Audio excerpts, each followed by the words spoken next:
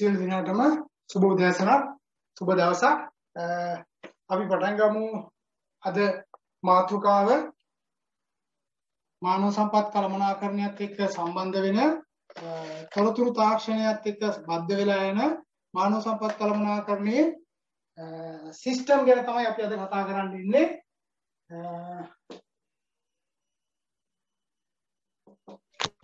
Human resource management information system තොරතුරු පද්ධති ගැන තමයි කතා කරන්න ඉන්නේ. ලියා ගන්න මාතෘකාව මානව සම්පත් කළමනාකරණය සහ මානව සම්පත් කළමනාකරණ තොරතුරු පද්ධති. හරි. එහෙනම් අපි බලමු මානව සම්පත් කළමනාකරණය සහ තොරතුරු පද්ධති කියන්නේ මොකක්ද? ඒක ඇතුලේ තියෙන මොන වගේ කරුණු කාරණාද? කොයි විදිහේද ඒක කරගෙන යන්න ඕනේ? මෙන්න මේ කරුණු කාරණා ටික අපි කතා කරන්න යමු. ඔයාලා දන්නවා තොරතුරු තාක්ෂණය ගැන කතා කරද්දී අද වෙද්දී තොරතුරු තාක්ෂණයෙන් තොරව කරගෙන යන්න බෑ කිසිම කාර්යයක් නේද? තොරතුරු තාක්ෂණයෙන් තොරව කිසිම කාර්යයක් කරගෙන යන්න බැරි වෙනකොට තොරතුරු තාක්ෂණය කියන එක අද ඇවිල්ලා කිසියම් දෙයක් ගත්තට පස්සේ නැතුවම බැරි සාධකයක් බවට පත් වෙලා තියෙනවා හැම ශාස්ත්‍රයකම.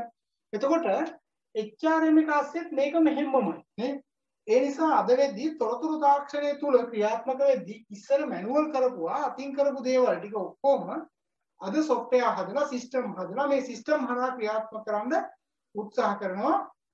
හැබැයි මතක තියාගන්න 100% මානව සම්පත් කළමනාකරණය ගත්තට පස්සේ තොරතුරු පද්ධතිත් එක්ක 100%ක්ම බද්ධ වෙන්නේ නැහැ. නේද? ඒ නිසා අපි කියනවා අර සර්ව කාලීනව ගත්තට පස්සේ සියලු විසඳුම් දෙන එකක් නෙවෙයි මේක ASCII තියෙන්නේ. 100%ක් නෑ යම් ප්‍රමාණයක්.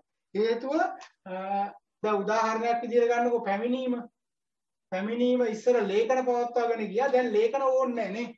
ෆින්ගර්ප්‍රින්ට් එක තිබ්බා සිස්ටම් එකෙන් ගත්තා. ඉස්සර වැටුප් ලේඛන හැදුවා. හරිද? වැටුප් ලේඛන හදලා මේ වැටුප් ලේඛන ඊට පස්සේ ඉස්සර ඉස්කෝලේ වල නම් විදුහල්පතිට ඉස්සලා ලේඛන එවලා චෙක් එක එවලා විදුහල්පතිතුමා එයාගේ අස්සම් අරගෙන විදුහල්පතිතුමා ඒක ගිහලා බැංකුවට දාලා බැංකුවෙන් දවස් 3කට පස්සේ ක්ලියර් වුණාට පස්සේ ගුරුවරුන්ට කියලා බැංකුවෙන් ගන්න තිබ්බා. අද එහෙම නැහැනේ. අද ගුරුවරුන්ගේ වැටුප 22 23 වෙද්දී හරියටම ඒ අයගේ account වලට එන විදිහට system එක හදලා තියෙනවා. ඒතර ගුරුවරුන්ට විතරක් නෙවෙයි අනිත් අයටත් ඕක ওই විදිහටම තියෙනවා. නිමාඩු ලබා ගැනීම, ගැටලු විසඳීම, ආකර්ෂණය, තෝරා ගැනීම, වඳවා ගැනීම වගේ බොහෝ කරුණු කාරණා වලදී මේ කියන softwares පාවිච්චි කරනවා. ඒතර software කියන ඒවා පාවිච්චි කිරීමේදී වල ගන්නවා පරිගණකගත මෘදුකාංග තියෙනවා. මේ මෘදුකාංග නිර්මාණය කිරීම පවා අපි එතෙන්දී කතා කරනවා. මෘදුකාංගයක් අපිට නිර්මාණය කර ගැනීමේදී අපි සලකා බලන්න ඕනේ කරුණු කාරණා මොනවද? මේ මෘදුකාලීන යාවත්කාලීනව පවත්වාගෙන යාමේදී සලකා බැලිය යුතු කරුණු කාරණා මොනවද? මේ සියලුම දේවල් මෙන්න මේ මානව සම්පත් කළමනාකරණ තොරතුරු පද්ධතිය ඇතුලේ තියෙනවා. ඒතකොට පද්ධතිය කියපුවම ඔයාලා දන්නවා දැන් පුංචි කාලේ නම් අපි ඉගෙන ගත්ත පද්ධති තිබ්බේ විද්‍යාවෙත් ඉගෙන ගත්තේ මොනවද? ආහාර ජීර්ණ පද්ධතිය, ස්නායු පද්ධතිය නේද? ඒ වගේ පද්ධති ගැන කතා කරන්නේ. ඒතර පද්ධතියක් කියලා කියන්නේ උපාංග සමූහයක එකතුවක් නේද? එහෙනම් උපාංග සමූහයක එකතුවක් තමයි පද්ධතියක් කියලා කියන්නේ. එතකොට මේ උපාංග මේක හැදිලා තියෙන විදිහ නේද? ඒතර මේක හැදිලා තියෙන ඒතකොට අපේ තොරතුරු තාක්ෂණයත් එක්ක බද්ධ වෙච්ච මානව සම්පත් කළමනාකරණයත් ඔය වගේ උපාංග කොටස් කීපයක් තියෙනවා. ඒතර මේ කීපේ එකතු වෙලා තමයි මේ කියන සමස්ත පද්ධතිය හැදෙන්නේ. ඒතර මේ කියන පද්ධතිය අද වෙද්දි පවත්වාගෙන යනවා. මැනුවල් තියෙනවා ඊට පස්සේ ඔටෝමැටිකලි තියෙනවා ඊට පස්සේ සෙමි ඔටෝමැටිකලි තියෙනවා. දැන් ඔයාලා අර කියන්නේ භාගයක් අතින් කරනවා භාගයක් ස්වයංක්‍රීය ක්‍රියාත්මක කරනවා. සමහර ඒවා තියෙනවා ස්වයංක්‍රීයවම ක්‍රියාත්මක කරනවා. තව සමහරක් තියෙනවා අතින්ම ක්‍රියාත්මක කරන්න වෙනවා. ඒතර මෙන්න මේ කියන සියල්ලක්ම ගැන මෙතනදී අපිට කතා කරන්න වෙනවා. ඒතර ජාත්‍යන්තරයට යනකොට ජාත්‍යන්තරය තුල මේ වගේ පද්ධති ක්‍රියාත්මක වෙන විදිය මම ඔයාලට මේ වෙබ්සයිට් ටික ෂෙයා කරන්නම්. ඒ ටික බලන්න. මොකද සමහර දේවල් මම ඊයේත් බැලුවා. ඒ දේවල් අපිට කතා කරන්න පුළුවන් YouTube එක හරහා අපිට දාන්න බෑ පර්මිෂන් දෙන්නේ නැහැ. ඒ නිසා මම ඒවා ෂෙයා කරන්නම්. ඒවා බලන්න. ඒවා ඇතුලේ තියෙනවා තොරතුරු තාක්ෂණයත් එක්ක බද්ධ වෙලා ක්‍රියාත්මක වෙන අලුත් සිස්ටම් මොනවද කියලා. මොකද ඒවා ඔයාලට බලන්න පුළුවන්. ඒතකොට ඒ නිසා අපි මෙතනදී එහෙනම් අද තොරතුරු තාක්ෂණ පද්ධතියක් කියන්නේ මොකක්ද කියන එක කරුණු කාරණා පැහැදිලිව කතා කරන්න යනවා. ඉතින් අද පන්තිය විනාඩි 15ක් විතර ප්‍රමාද වුණා. ඒක පොඩි කරුණු කාරණා කීපයක් හේතු කොටගෙන ඒක සිද්ධ වුණේ. එහෙනම් මම මේකත් මතක් කරන්න ඕනේ. ඒ වගේම මේකොට වටේ තියෙන කාල ගුණයත් අයහපත් වීම නිසා සමහර අවස්ථාවල සිග්නල් ප්‍රශ්නක් තියෙන්න පුළුවන්, ඔයාලටත් තියෙන්න පුළුවන්. මෙහෙත් ඒ වගේ දේවල් සිද්ධ වෙනවා. ඒ නිසා වට මුහුණ දෙමින් අපි ඉස්සරහට යන් නේද? තාම හරියටම ක්‍රියාත්මක කරන මේ තොරතුරු තාක්ෂණ පද්ධති, සංනිවේදන පද්ධති අපේ රට ඇතුලේ ස්ථාපිත වෙලා නැති නිසා. හරි රයිට්. එතකොට තව කරුණු කාරණා කීපයක් තියෙනවා. විභාග ප්‍රතිඵල ගැන එහෙම මම දැන්ම කතා කරන්නත් පුළුවන්. පස්සේ කතා කරන්නත් පුළුවන්. කමක් නැහැ. ඔව් තොරතුරු තාක්ෂණයත් එක්කම කතා කරන්න ඉස්සෙල්ලා විභාග ප්‍රතිඵල ගැන කතා කරද්දී විභාග ප්‍රතිඵල සියල්ලම මේ නෝට් නිකුත් කරලා ඉවරයි. ඉතින් ඒකත් බොහොම සතුටුදායක ආරංචියක් තියෙන්නේ. හේතුව මෙවර විභාගයේ මූලික ලකුණු කඩින් ලකුණු ප්‍රමාණය ගත්තේ නැති කිසිම කෙනෙක් හිටියේ නැහැ. සියලු දෙනාම ඒක අරගෙන තිබුණා. ඒ අතර මම හිතන්නේ ඔයාලගේ බැච් එක 10 ඔයිට කලින් බැච් 9ක් තිබ්බා. ඒ 9 ඇතුලේ ලකුණු 100 ගත්ත අවස්ථා දෙකක් හෝ තුනක් තිබුණා. නමුත් මෙවර ඔයාලා 100 ගත්ත අය මගේ මතකයේ හැටියට 24ක් හෝ 25ක් ඉන්නවා. 24ක් ඉන්නවා. ඉතින් ඒක සතුටට කරුණක්. ඒ වගේම වැඩිම ලකුණු 99 98 90 ගණන්ම තමයි බහුතරයක් කරන් තියෙන්නේ. ඉතින් ඒක සමහර වෙලාවට ඔයාලට කෙනෙකුට සරලයි කියලා හිතන්න පුළුවන්. නමුත් ඒක සරල කාරණාවක් නෙවෙයි. මොකද එයාලත් කතා කරලා මාත් එක්ක කතා කරද්දි අපි කතා කරන්නේ තමයි ඔයාගාව නෝට් එක තියෙන්න පුළුවන්. නෝට් එක තිබ්බට පැය එකයි කාලකින් වගේ ප්‍රශ්න 70 වල උත්තර ලියන්න ඕනේ. ඒතර මේකෙන් පැහැදිලි වෙන කාරණා තමයි ඔයාලා සියලු දෙනා ගාවම පරිපූර්ණ නෝට් එකක් තියෙනවා කියන එක එහෙට ඔප්පු වෙනවා. ඒක හොඳයි. එහෙම නැතුණා නම් ඒත් ඔයාලට උත්තර ලියන්න බෑනේ. මොකද ඔයාලට උත්තර බලලා ලියන්න පුළුවන් කොහොම මේකේ තියෙනවා. නමුත් මේ බලලා ලියන්න උනත් දෙන කාලය ඇතුළත ප්‍රශ්න 70ක්. ඒක සාමාන්‍ය එක ප්‍රශ්නයකට විනාඩි 1කමාරක කාලයක්වත් ඒ කියන්නේ එහෙම ලොකු කාලයක් දීලා නැහැ නේ ඔයාලට. ඒකෝ ඒ දීලා තියෙන්නේ හරියටම විනාඩිය තප්පරයක් 5-10ක වගේ පොඩි කාලයක් දීලා තියෙනවා. ඉතින් ඒ කාලය ඇතුළත ඔයාලා හරියටම උත්තරේ ප්‍රකාශ කරනවා කියන එක ලොකු දෙයක්. ප්‍රතිඵල අඩු වෙලා තිබුණේ මම හිතන්නේ දෙන්නෙක්ගේ හෝ තුන් දෙනෙක්ගේ අඩු වෙලා කියලා කියන්නේ 75ට පල්ලයට. අනිත් සියලු දෙනාගේම මම හිතන්නේ 75ට වඩා වැඩිපුර ප්‍රතිඵල තිබුණා. හරි. එතකොට ඒ නිසා ඒකත් සුවිශේෂී කරුණක්. ඒක සරලව ගන්න එපා. ඉතින් හැමෝටම මම සුබ පතනවා. සියලු දෙනාම එක දැන් සමත් වෙලා තියෙනවා. එතකොට දැන් ඔයාලට ටීම් එකක් විදිහට ෆයිනල් එක්සෑම් එකට යන්න පුළුවන්. මේ ප්‍රතිඵලය වගේම අවසන් විභාගයේ ප්‍රතිඵලයත් ඉහළ ප්‍රතිඵලයක් ලබා ගන්න. හැබැයි අවසන් විභාගය ගැන කිව්වොත් එහෙම අවසන් විභාග ඔයිට වඩා වෙනස් විදිහට තියෙන ලියන්න තියෙනවා. එතකොට සිද්ධාන්ත කරුණු නෙවෙයි යාලා බලාපොරොත්තු වෙන්නේ. පොතෙන් බලන් ලියන උත්තර ඔයාලා ලියන්න හම්බ වෙන්නේ නැහැ. එහෙනම් සිද්ධාන්ත කරුණු එකතු වෙච්ච දෙයක් තමයි ලියන්න වෙන්නේ. දැන් ගිය පාරත් ෆයිනල් එක්සෑම් එකේ ඔන්ලයින් තිබ්බා. ඒ අයටත් ලියන්න තිබ්බා. ඒ අය ලියන්න ඕන උනේ පොතේ තියෙන ප්‍රශ්න වලට නිකන් අර ඕකෙන් බලලා ඉදි ගන්නවා වගේ හරියට මේක බලාගෙන ලියන්න එහෙම උත්තර නෙවෙයි ඉන්නේ. හිතලා ලියන්න ඉන්නේ HRM ඉගෙන ගත්ත කරුණු කාරණාත් එක්ක. එතකොට ඒකට මේ කියන පාඨමාලාවේ මේ ඉතිරි දේශන ටික Zoom හරහා සම්බන්ධ වෙලා හරි YouTube එක හරහා අරගෙන හරි ඒවා හොඳට පරිශීලනය කරලා ලෑස්ති වෙන්න. මොකද ඒකේ ලකුණු ටික අනිවාර්යයෙන්ම ගන්න නම් ඔයා අනිවාර්යයෙන්ම HRM දැනගෙනම තමයි ඒක ලියන්න වෙන්නේ. ඒ හින්දා සරලවම හිතන්න යන්න එපා. නැත්නම් හිතයි මේකේ මෙච්චර ලකුණු ප්‍රමාණයක් හම්බෙච්ච ඉඳලා ඒකත් බොහොම පහසුවෙන්ම ගොඩ දා ගන්න පුළුවන් කියලා. එහෙම හිතන්න එපා. ඒ විෂය කරුණු ටික ඔළුවට ගන්න මොදින් අදිස්ථාන කරගෙන මේ වැඩේ ඉදිරියට කරගෙන යන්න. ඉතින් තව ලෙසන් 12කට විතර පස්සේ ඔයාලට ඉන්නේ ෆයිනල් එක්සෑම් එක.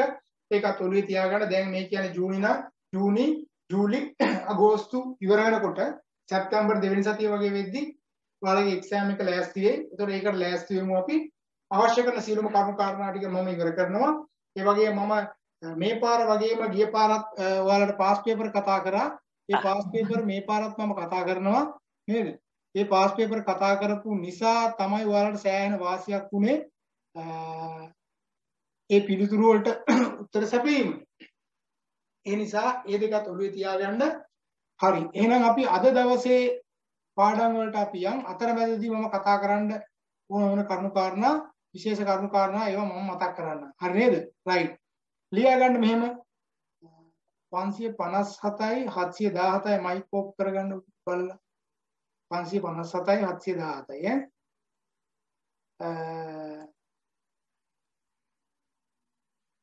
මෙහෙම ලියා ගන්න. සංවිධානයක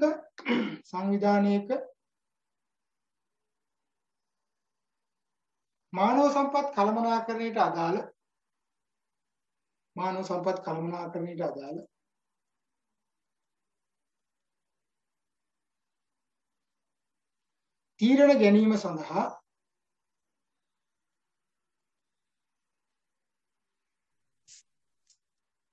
තීරණ ගැනීම සඳහා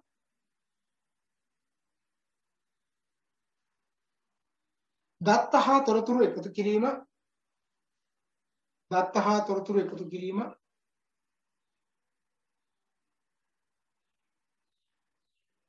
කමා වාර්තා කිරීම කමා ගබඩා කිරීම කමා විශ්ලේෂණය කිරීම කමා අර්ථකථනය කිරීම සහ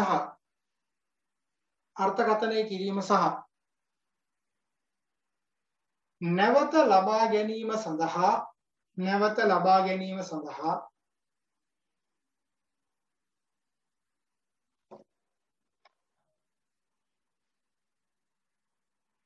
භාවිතා කරන්නා වූ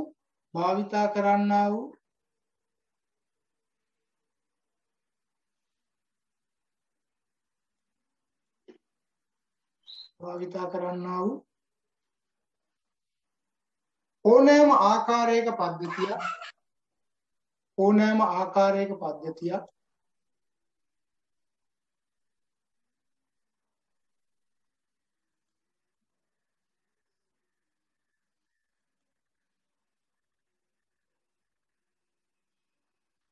මානව සම්පත් කළමනාකරන තොරතුරු පද්ධතියක් ලෙස හැඳින්වේ.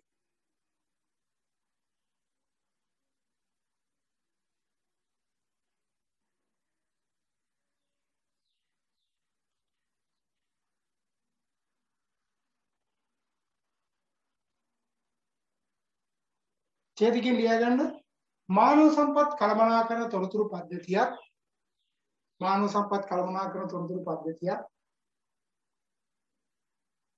සම්පූර්ණයෙන්ම ස්වයංක්‍රීය පද්ධතියක්.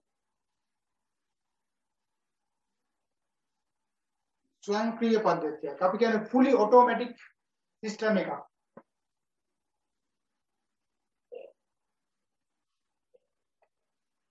එනම් පරිගණක දෘඩාංග සහ මෘදුකාංග යොදා ගනිමින්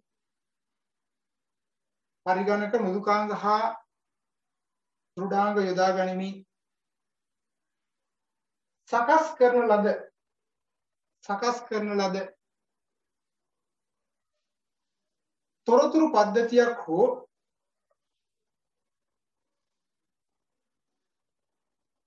සම්පූර්ණයෙන්ම අතින් කරනු ලබන වරහන් දාන හස්තමය කියලා. සම්පූර්ණයෙන්ම අතින් කරන ලද වරහන් හස්තමය පද්ධතිය.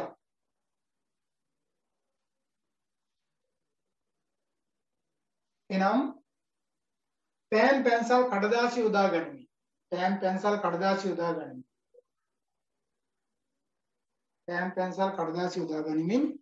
සකස් කළ පද්ධතියක්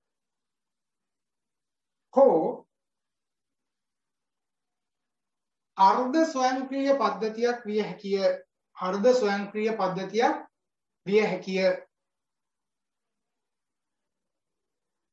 දැන් හිතන්නකෝ ඉස්කෝලයක් කියලා නේද? ඉස්කෝලයක් ගත්තට පස්සේ ඉස්කෝලේ ඇතුලේ මානව සම්පත් කළමනාකරුගේ ප්‍රධාන භූමිකාව විදුහල්පතිතුමා රඟ දක්වනවා. එතකොට ඔයාලා දැකලා තියෙන ඉස්කෝලේ තියෙන්නේ කොයි වගේ සිස්ටම් එකක්ද? දැන් අර නම් පොත අරගෙන ආවට පස්සේ ඔයාලා නම් පොත දැකලා තියෙනවද නේද? සමමල් ඉන්නවද? සුමේද ඉන්නවද? අමල් ඉන්නවද කියලා අහපුවම මේ 1 2 දාන්න තියෙන බිංදුව දාන්න ඕනෙ නේද? මේ මොනවද? හස්තමය විදියට හදපු එකක් තියෙනවා. රෙකෝඩ් බුක් එකක් තියෙනවා. ලොක් සටහන් පොතක් තියෙනවා. ඔක්කොම හස්තමය විදියට. දැන් නමුත් අපි විශ්වවිද්‍යාලයට ගියාට පස්සේ එතන හස්තමයක් තියෙනවා. සිස්ටම් එකේ ඇතුලේ තියෙනවා. ඒ දෙකම තියෙනවා. සම්පූර්ණ සිස්ටම් නෙවෙයි දෙකම ක්‍රියාත්මක වෙනවා. එතකොට එහෙනම් ආයතනෙන් ගියාට පස්සේ දැන් ඔයාලා මේ දවස්වල අර තොරතුරු තාක්ෂණයත් එක්ක ගැන කතා කරද්දී අර ඊශ්‍රායලයේ අර රොකට් වලට ගහන මැෂින් එක නේද? අයන් එක. එතකොට ඒ තාක්ෂණය පාවිච්චි කරලා බලන්නකෝ. ඒක ස්වයංක්‍රීයව ක්‍රියාත්මක වෙනවා තියෙන ඔටෝ. දැන් කොත්මලේ ජල විදුලි බලාගාරය, වික්ටෝරියා ජල විදුලි බලාගාරය. ඒතකොට ඒකේ ඔයාලා රේඩිය කියම ඇහිලා තියෙන ස්වයංක්‍රීයව දොරවල් විවෘත වුණා කියලා කියන්නේ නේද? අවුරුත් මැනුවල් කරන්න ඕනේ නැහැ. ඔටෝ එක සිද්ධ වෙනවා. ඒ වගේ ආයතනවල ඔටෝම ක්‍රියාත්මක වෙන සිස්ටම් තියෙනවා, ජෙනරේට් වෙන සිස්ටම් තියෙනවා. එතකොට ඒවා පාවිච්චි කරන්න පුළුවන්. අර්ධ වශයෙන් තියෙන ඒවා පාවිච්චි කරන්න පුළුවන්. ඊගාවට වැදගත් ලියාගන්න මානව සම්පත් කළමනාකරන තොරතුරු පද්ධති සඳහා භාවිතා කරන විකල්ප පද. මානව සම්පත් කළමනාකරන තොරතුරු පද්ධති සඳහා භාවිතා කරන විකල්ප පද. ලියාගන්න මේ විකල්ප පද. 1. මානව සම්පත් කළමනාකරන පද්ධති. මානව සම්පත් කළමනාකරන පද්ධති.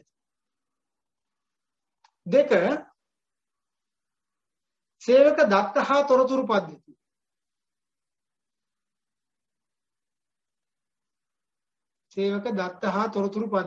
3. මානව සම්පත් තොරතුරු පද්ධති. මානව සම්පත් තොරතුරු පද්ධති. මානව සම්පත් තොරතුරු පද්ධති. හරි. 1 මානව සම්පත් කළමනාකරන පද්ධති. 2 සේවක දත්ත හා තොරතුරු පද්ධති. ඒකටම අපි කියනවා සේවාදායක තොරතුරු පද්ධති කියලා කියනවා. 3 මානව සම්පත් තොරතුරු පද්ධති. මානව සම්පත් තොරතුරු පද්ධති. 4 විද්‍යුත් මානව සම්පත් පද්ධති. විද්‍යුත් මානව සම්පත් පද්ධති.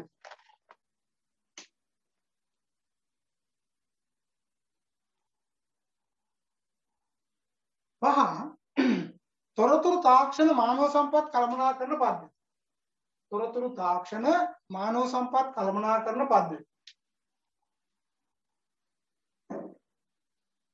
තොරතුරු තාක්ෂණ මානව සම්පත් කළමනාකරන පද්ධති.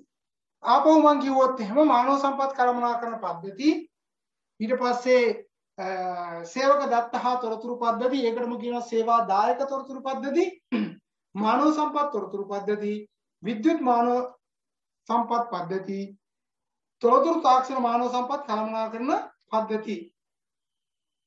හරි ලියාගන්න මාතෘකාව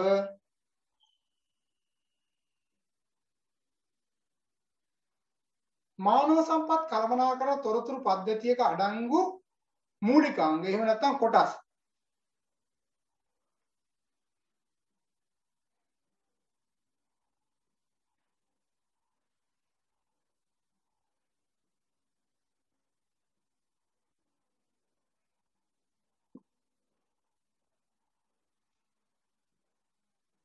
මානව සම්පත් කළමනාකරන තොරතුරු පද්ධතියක අඩංගු මූලිකාංග එහෙම නැත්නම් කොටස්.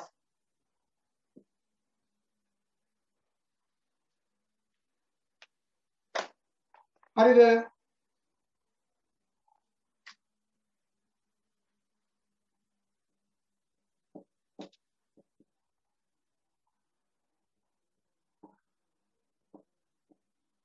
දැන් මේකේ තියෙන කොටස් ටික තමයි මම මේ නම් කරන්න යන්නේ.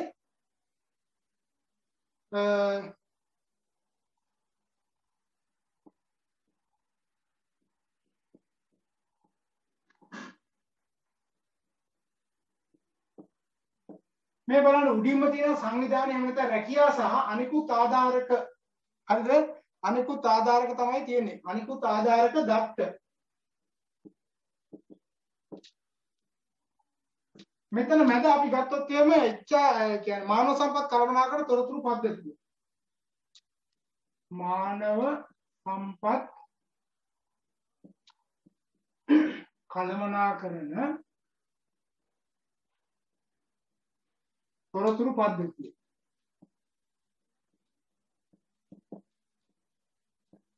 මොකද්ද ඔය? HRM IS. හරිද? ඊට පස්සේ මේ පැත්තේ අපිට තියෙන්නේ මොනවද? මෘදුකාංග තියෙනවා. මෘදුකාංග software.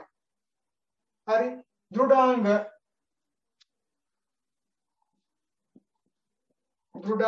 hardware. ප්‍රයෝජන ලබන්න.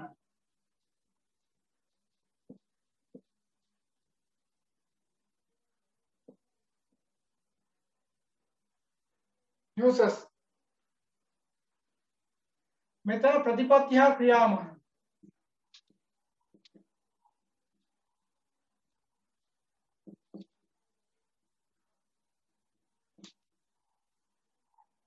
හස්තමය මෙහෙයුම්.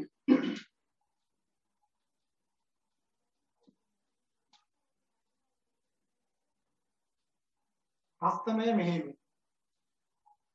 කාර්ය මණ්ඩලය.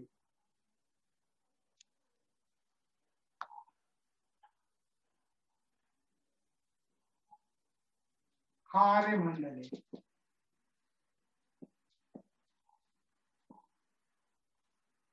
सेवादायक दफ्तर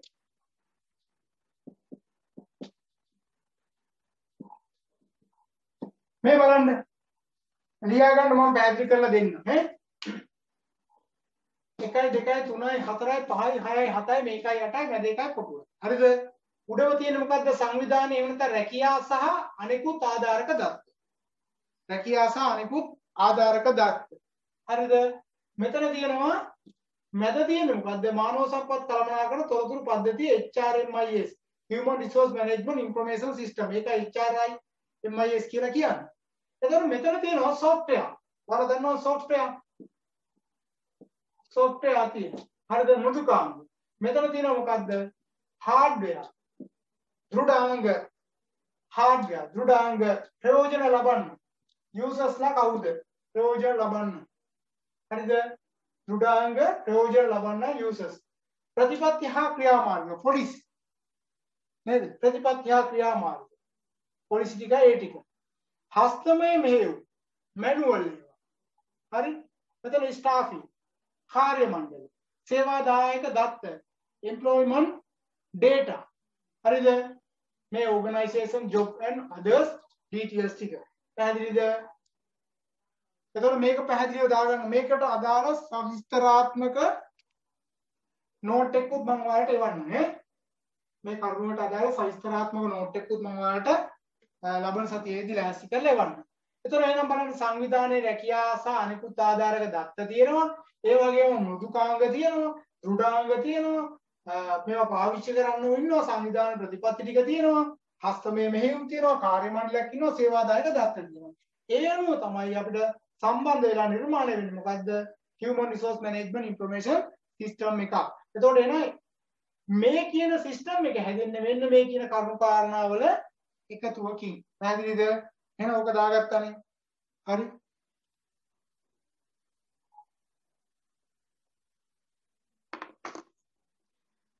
ඊගොඩ තරුවක් දාලා මාතෘකාවක් ක්‍රියා ගන්න.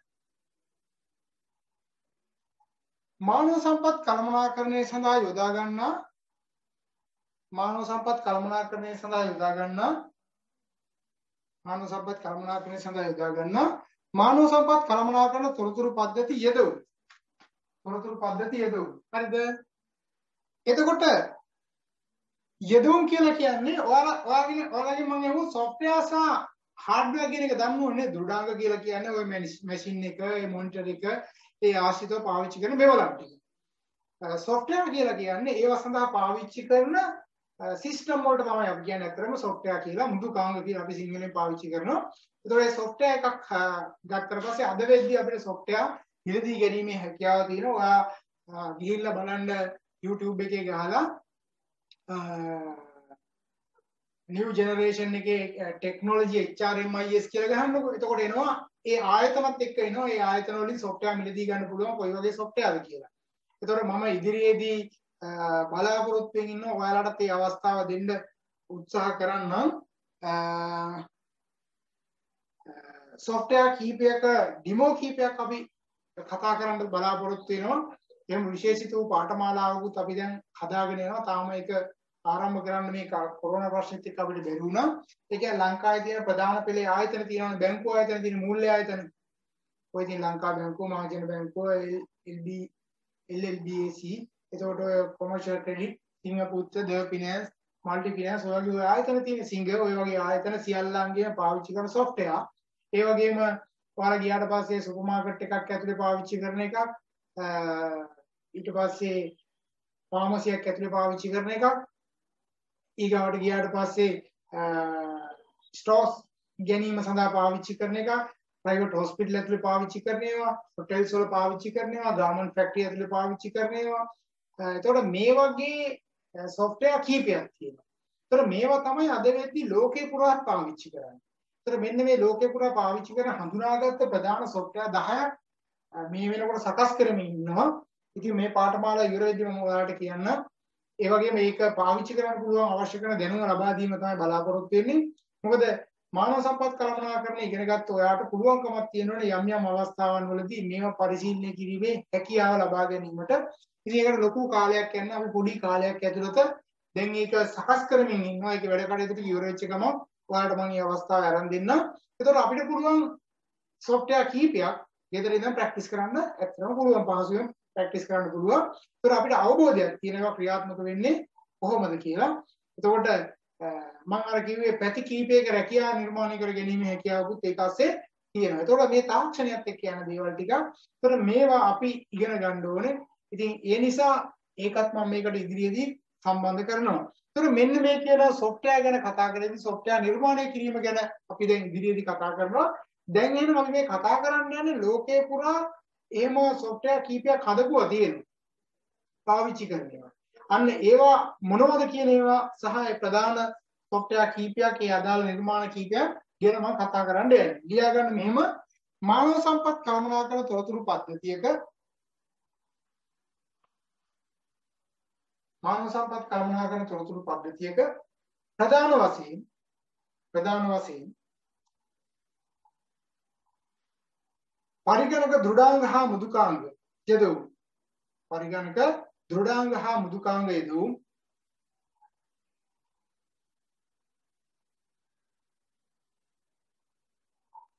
දැකිය හැකි අතර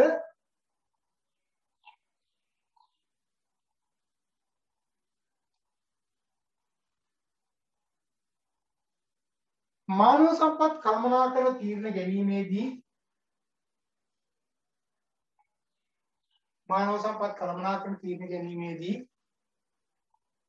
මානව සම්පත් කළමනාකරුවන්ට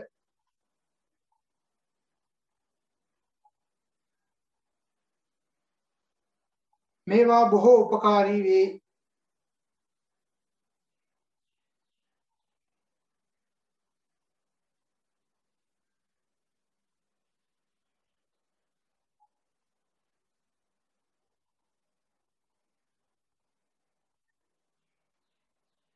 හරි ඔයාලා දන්නවනේ හાર્ඩ්වෙයාර් software දන්නවනේ. හරි ඡේදකෙන් ලියා ගන්න මෙහෙම මානව සම්පත් කළමනාකරණය සඳහා නූතනයේ බහුලව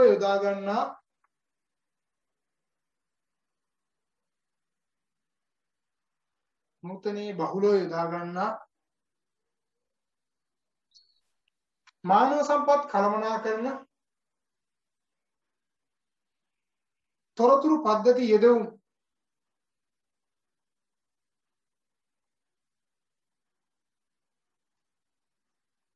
කිහිපයක් පහත පරිදි හඳුනාගත හැක.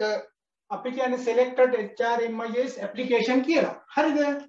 මේකේ තියෙන කරුණු කාරණා ටික මේ 15 මම ඔයාලට පැහැදිලිව නෝට් එක එවන්නම්. මෙතන ඉඩ විතරක් තියාගන්න. හේතුව මේක ඉංග්‍රීසි ගොඩාක් අකුරු තියෙනවා. එක අකුරක්වත් වරදින් නැති වෙන්න හරියට මම print එකක් ඔයාලට එවන්න. employee information management කියලා එකක් තියෙනවා. employee scheduling කියලා එකක් තියෙනවා. HRM planning කියලා තියෙනවා. career management තියෙනවා. training and development තියෙනවා. strategic HRM තියෙනවා. expert system තියෙනවා. e-recruitment තියෙනවා. payroll තියෙනවා. performance තියෙනවා. skill inventories තියෙනවා. career management තියෙනවා. time attendance තියෙනවා.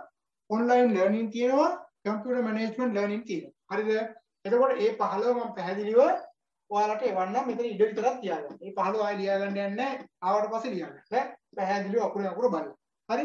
එතකොට ඔය 15 විතරක් නෙවෙයි. අද වෙද්දි ලෝකේ පුරා ඔයිට වඩා විශාල වශයෙන් තියෙනවා. ඒවා අපිට මිලදී ගැනීමේ හැකියාවක් තියෙනවා නේ.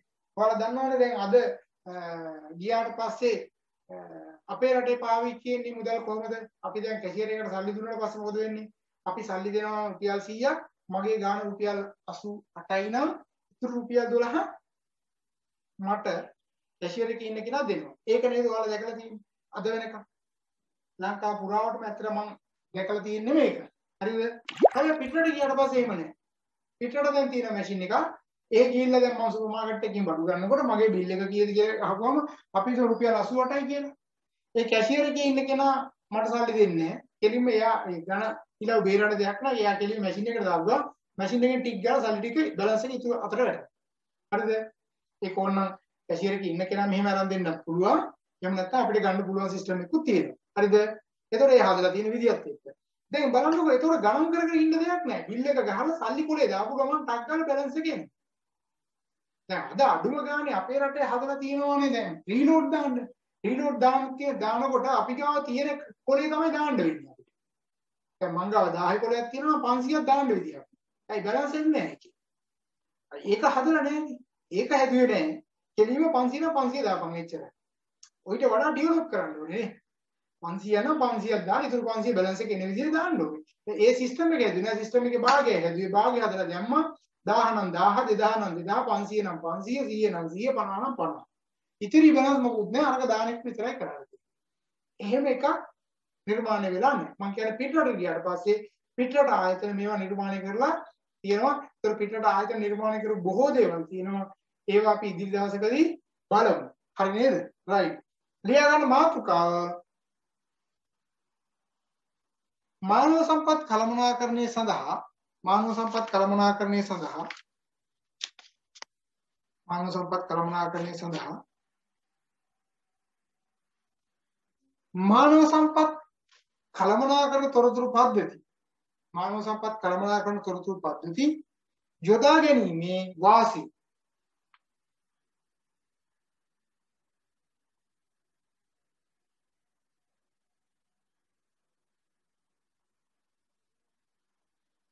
දැන්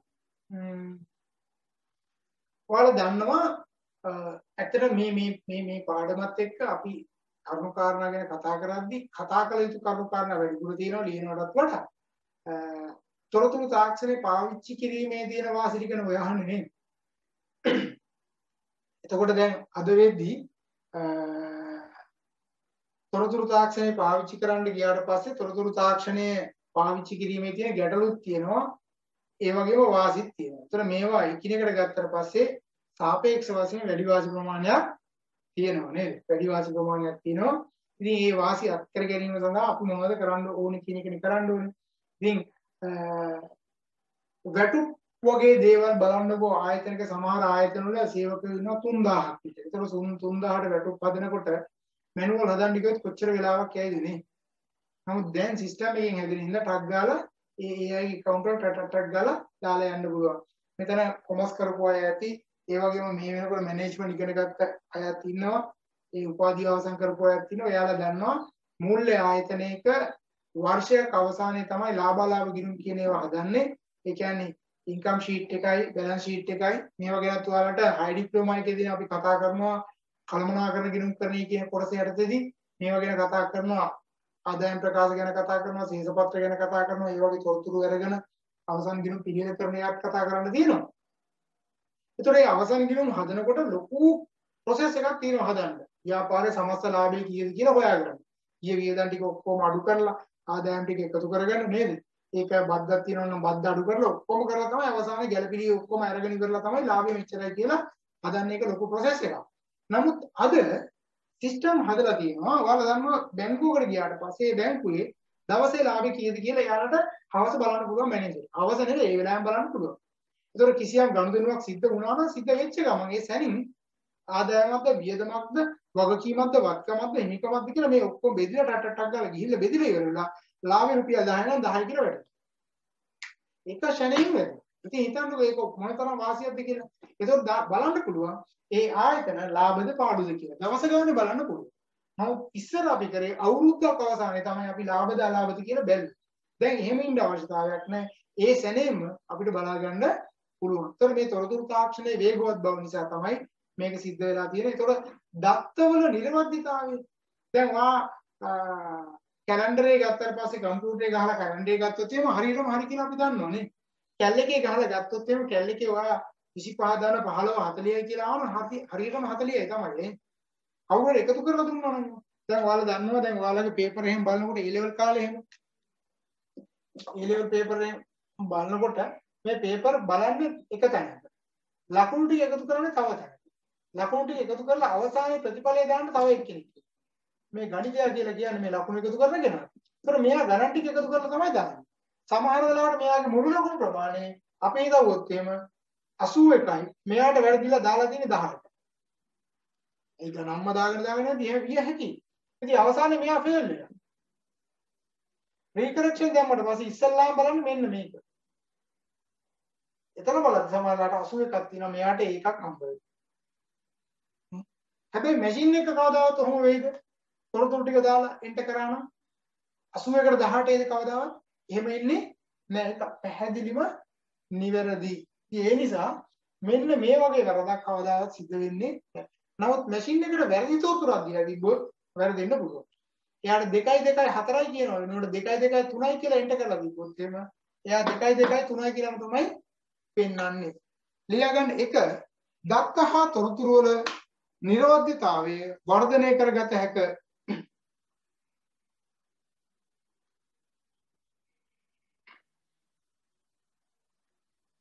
දත්ත හා තොරතුරු වල නිරෝධ්‍යතාවය වර්ධනය කරගත හැක.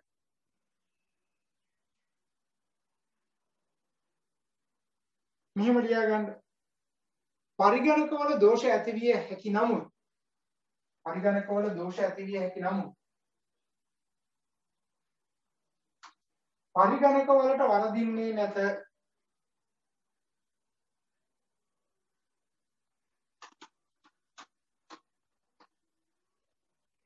පරිගණකවලට වරදින්නේ නැත.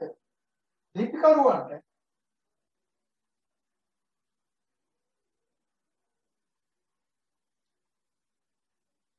වැරදීම් ලිපිකරුවන්ගෙන් වැරදීම් ඇතිවිය හැකි නමුත්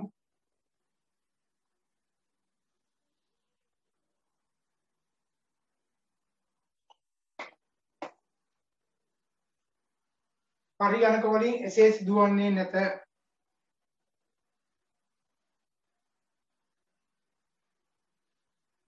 නිදසුන් ලෙස පරිගණකයක් තුල කිසිවිටක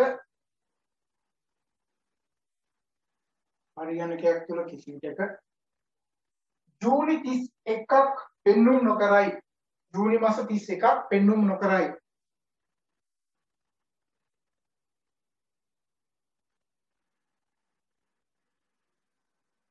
හරිද? දැන් ජූනි 31 ඔයාලා ඇඩ් කරන්න හැදුවොත් එහෙනම් පරිගණකයේ ස්වයංක්‍රීයව මොකද කරන්නේ? ප්‍රතික්ෂේප කරනවා නේ. දෙන්නේ කිසිම වෙලාවක දෙන්නේ නැහැ. දැන් කාඩ් එකේ සල්ලි නැත්තම් දඬුව මගේ තියෙන රුපියල් 1500යි. කාඩ් එකෙන් ගන්න පුළුවන් 1500. මම ගිහලා 2000 ගෙවුවට දෙනවද? දෙන්නේ නේද? දෙන්නේ එයා පැහැදිලිව කියන මේකේ ප්‍රමාණය ඉක්මවා ඇත කියලා කියනවා. ඊගාවට දෙවෙනි එක දත්ත සැකසීම වේගවත්ය. දත්ත සැකසීම වේගවත්ය.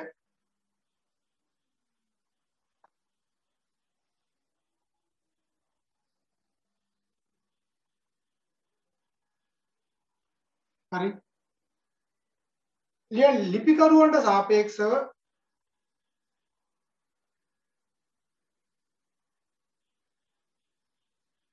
ලිපිකරුවන්ට සාපේක්ෂව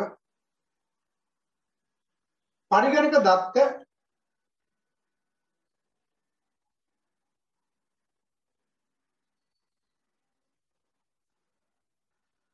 ඉතා වේගයෙන් වර්ග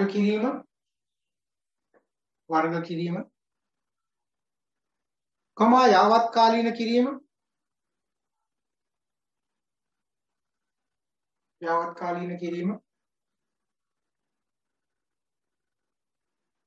ගණනය කිරීම හා වාර්තා සැකසීම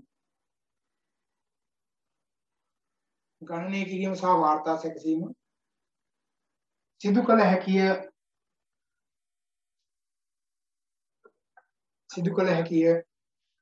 හරි. එහෙනම් වේගවත් ඇත්තම වේගවත්ද නැද්ද? පැහැදිලිවම වේගවත්. දැන් ඔයාලට කැල් එකක් පාවිච්චි කරන්න පුළුවන්. ඔයාලට HRM එකේ ඩිප්ලෝමා එකේදී නම් කැල් එක අවශ්‍යතාවයක් නැහැ. මෙතන ඉන්න අය යම් ප්‍රමාණයකට හයි ඩිප්ලෝමා එකට යන්න අවස්ථාව හම්බ වෙනවා නේද? යන අයත් ඉන්නවා. ඒතකොට ඒ අයට පුළුවන් වෙනවා කැල් එකක් පාවිච්චි කරන්න. මොකද එතනදී ගණන් ඉගෙන ගන්නවා. නේ? එතනදී ගණන් පාවිච්චි කරන්න තියෙනවා. දැන් අපිට ඒ ලෙවල් වලදී ගණන් උගන්වන්නේ කැල් එකක් ඇතුවද නැතුව. එතකොට ඕ ලෙවල් අපිට කැල් එකක් පාවිච්චි කරන්න දෙන්නේ නැහැ. හැබැයි විශ්වවිද්‍යාලයට ගියාට පස්සේ අපිට කැල් එකක් පාවිච්චි කරන්න වෙනවා. දැන් අර මට මතකයි මැට්ස් වල තියෙන අනුකල්නේ අවකල්නේ ඒක අමාරුම කොටස් එකනේ. ඉතින් ඕක හදනවා ඕක තමයි එපාම වෙන්නේ ඒ ලෙවල් වලදී නේ. එතකොට ඒ කියන ඒවා විශ්වවිද්‍යාලයට ගියාට පස්සේ මැට්ස් සබ්ජෙක්ට් එක අපි ඉගෙන ගන්නවා. එතකොට ඒක ඉගෙන ගන්න කාලේ නිකන් මේක විනාඩි 5ක්වත් ගන්න දෙන ඕන ලොකු ගානක් කැල් එකෙන් ටක් ගාලා ගහලා අපි එකතු කරලා හදලා වෙන්න. මෙහෙම කරලා හදනවා. කැල් එකෙන් බොහොම පොඩි දෙයක් තියෙනවා. එතකොට ඉතින් බලන්නකෝ අර ඒ ලෙවල් කාලේ බොරුවට ඒවට නටලා කාලේ උච්චර නාස්ති වෙනවා. හැබැයි එකෙන් බලාපොරොත්තු වෙන අර බුද්ධි වර්ධනය සඳහා ගණනය කිරීම සඳහා බුද්ධි වර්ධනය කියන එක තමයි බලාපොරොත්තු වෙන්නේ. ඒ හින්දා කැල් එකක් පාවිච්චි කරන්න දෙන්නේ. නමුත් ලන්ඩන් එක්සෑම් ගියොත් එහෙම ඔයා 9 වසරේදී තියෙන ලන්ඩන් එක්සෑම් එකේදී කැල් පාවිච්චි කරන්න දෙනවා. එතකොට ඒ හින්දා සමහර විභාගවලදී කැල්කියුලේටර්ස් පාවිච්චි කරන්න දෙනවා. සමහර ඒවා පාවිච්චි කරන්න දෙන්නේ නැහැ. එතකොට ඔය chartered AAT නේද? ඒ වගේ එක්සෑම් බැංකින් වගේ විභාග වලට ගියාට පස්සේ කැල්කියුලේටර් පාවිච්චි කරන්න දෙනවා. ඒකේ තියෙන ගණන් කැල් එකෙන් පාවිච්චි කරලා හදාගන්න පුළුවන්. ඒකට ඒවා වේගවත්ව කරන්න පුළුවන්. ඊගව ලියා ගන්න. ඊට ප්‍රයෝජනවත් ප්‍රතිඵල ජනිත කරයි. ඊට ප්‍රයෝජනවත් ප්‍රතිඵල ජනිත කරයි.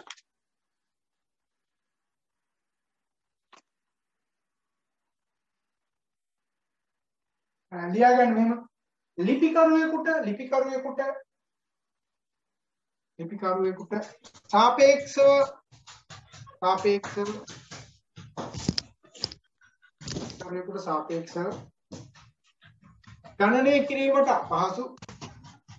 ගණනය කිරීමට අපහසු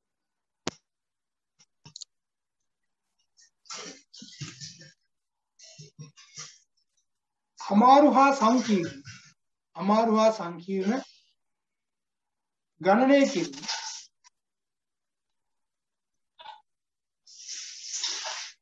ඉතා පහසුවෙන්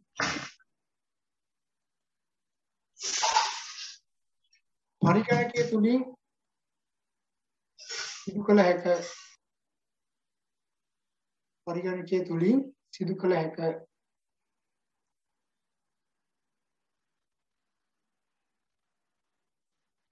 ඒ තුල පිරිවැය විශ්ලේෂණ වාර්තා සංවිධාන සටහන් නිර්මාණය කිරීම වැනි දෑ මනවින් සිදු කළ හැකි වේ.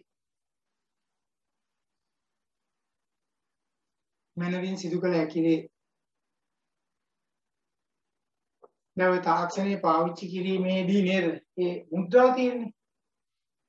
සමහර ආයතන පාවිච්චි කරන මේ මුද්‍රා වෙන ආයතන වලට පාවිච්චි කරන්න බැරි විදිහට තමයි පාවිච්චි කරන්නේ. දැන් උදාහරණයක් විදිහට විභාග දෙපාර්තමේන්තුව පාවිච්චි කරන මුද්‍රා තියෙනවා. දැන් ඒවා හොරට සර්ටිෆිකේට් ගහන්න බෑ නේ. ඒතර හොරට සර්ටිෆිකේට් එකක් ගහුවොත් එහෙම ඒක අල්ල ගන්න පුළුවන් විදිහට මුද්‍රා කීපයක් තියෙනවා. දැන් ලංකාවේ මුදල් තියෙන්නේ. ඔයාලා දැකලා තියෙනවා ලංකාවේ සල්ලි නේද? සල්ලි මේ වෙලාවේ මට අල්ලන්න බෑ නැත්තම් මම ඔයාලට අල්ලලා පෙන්නනවා. ඒතකොට ලංකාවේ සල්ලි මුද්‍රණය කරනකොට මේ මුද්‍රණය තුල තියෙන රහස් කරුණු කාරණා 8ක් 10ක් විතර තියෙනවා. ඒ කරුණු කාරණාත් එක්ක ඒකේ අර සුරක්ෂිත භාවයක් රැඳිලා තියෙනවා. ඒක සාමාන්‍ය කෙනෙකුට කරන්න බෑ මැෂින් එකකින් හැරෙන්න. මිනිස්සුන්ට රුපියල් 5000 නෝට්ටුවක් හදන්න පුළුවන්ද? අතින් ඒවා අඳින්න පුළුවන්ද? කවදාවත් කරන්න බෑ නේද? හැබැයි ඒක මැෂින් එකෙන් ලස්සනට කරනවා. ඒතකොට මේ දේවල් එන නිර්මාණය වෙන්නේ පරිගණක හරහා අපිට කරන්න බැරි සංකීර්ණ කරුණු කාරණා ටික ඒක හරහා සිද්ධ කරගන්න පුළුවන්. එතකොට ඔය 500 1000 50 100 නෝට්ටු ටික ගත්තට පස්සේ සුවිශේෂී කරුණු කාරණා ඒකේ 10ක් 12ක් තියෙනවා. ඉතින් මම වෙලාවක ඔයාලට නෝට්ටු ටික එක ළඟ තියලා පෙන්නන්න මේ කරුණු කාරණා මම බැංකුවල ඉන්න කට්ටිය පව ඔක දන්නේ නැහැ බැංකුවේ වැඩ කරන්නේ. ඒ අර බැංකුවල දේශන වලට මම යනවා විශේෂ දේශන වලට.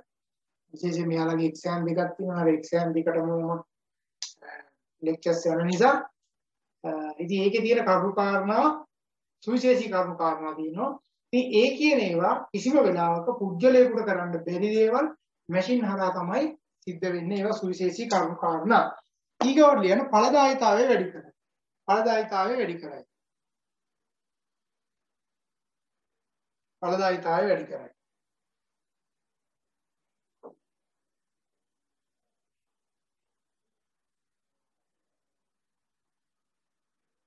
මෙහිදී මානව සම්පත් කළමනාකරණ කාර්යයන්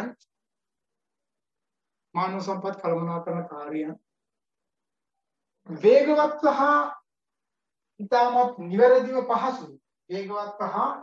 නිවැරදිව පහසුයි.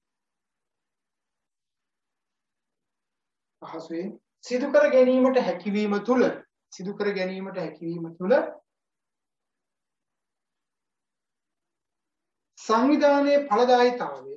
සංවිධානයේ ඵලදායීතාවය ඉහළ යයි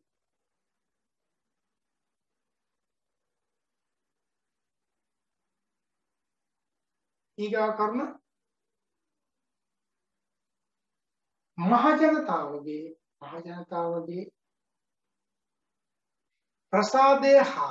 ප්‍රසාදය හා ආකර්ෂණය සංවිධාන තුළට ලබා ගැනීමට මෙය රුකුලක් වීම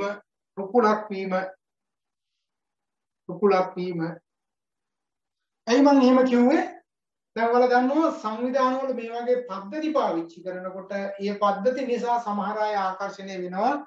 හැමැත්තෙන් මේ වගේ තැන් වලට යන උදාහරණයක් විදිහට කාඩ් එකක් යූස් කරන්න පුළුවන් නම් බලන්නකො නේද? දැන් අද වෙද්දී සල්ලි ගෙවනවට වඩා කාඩ් එක පාවිච්චි කරන්න පුළුවන් නම් ඒක වඩා වැදගත්.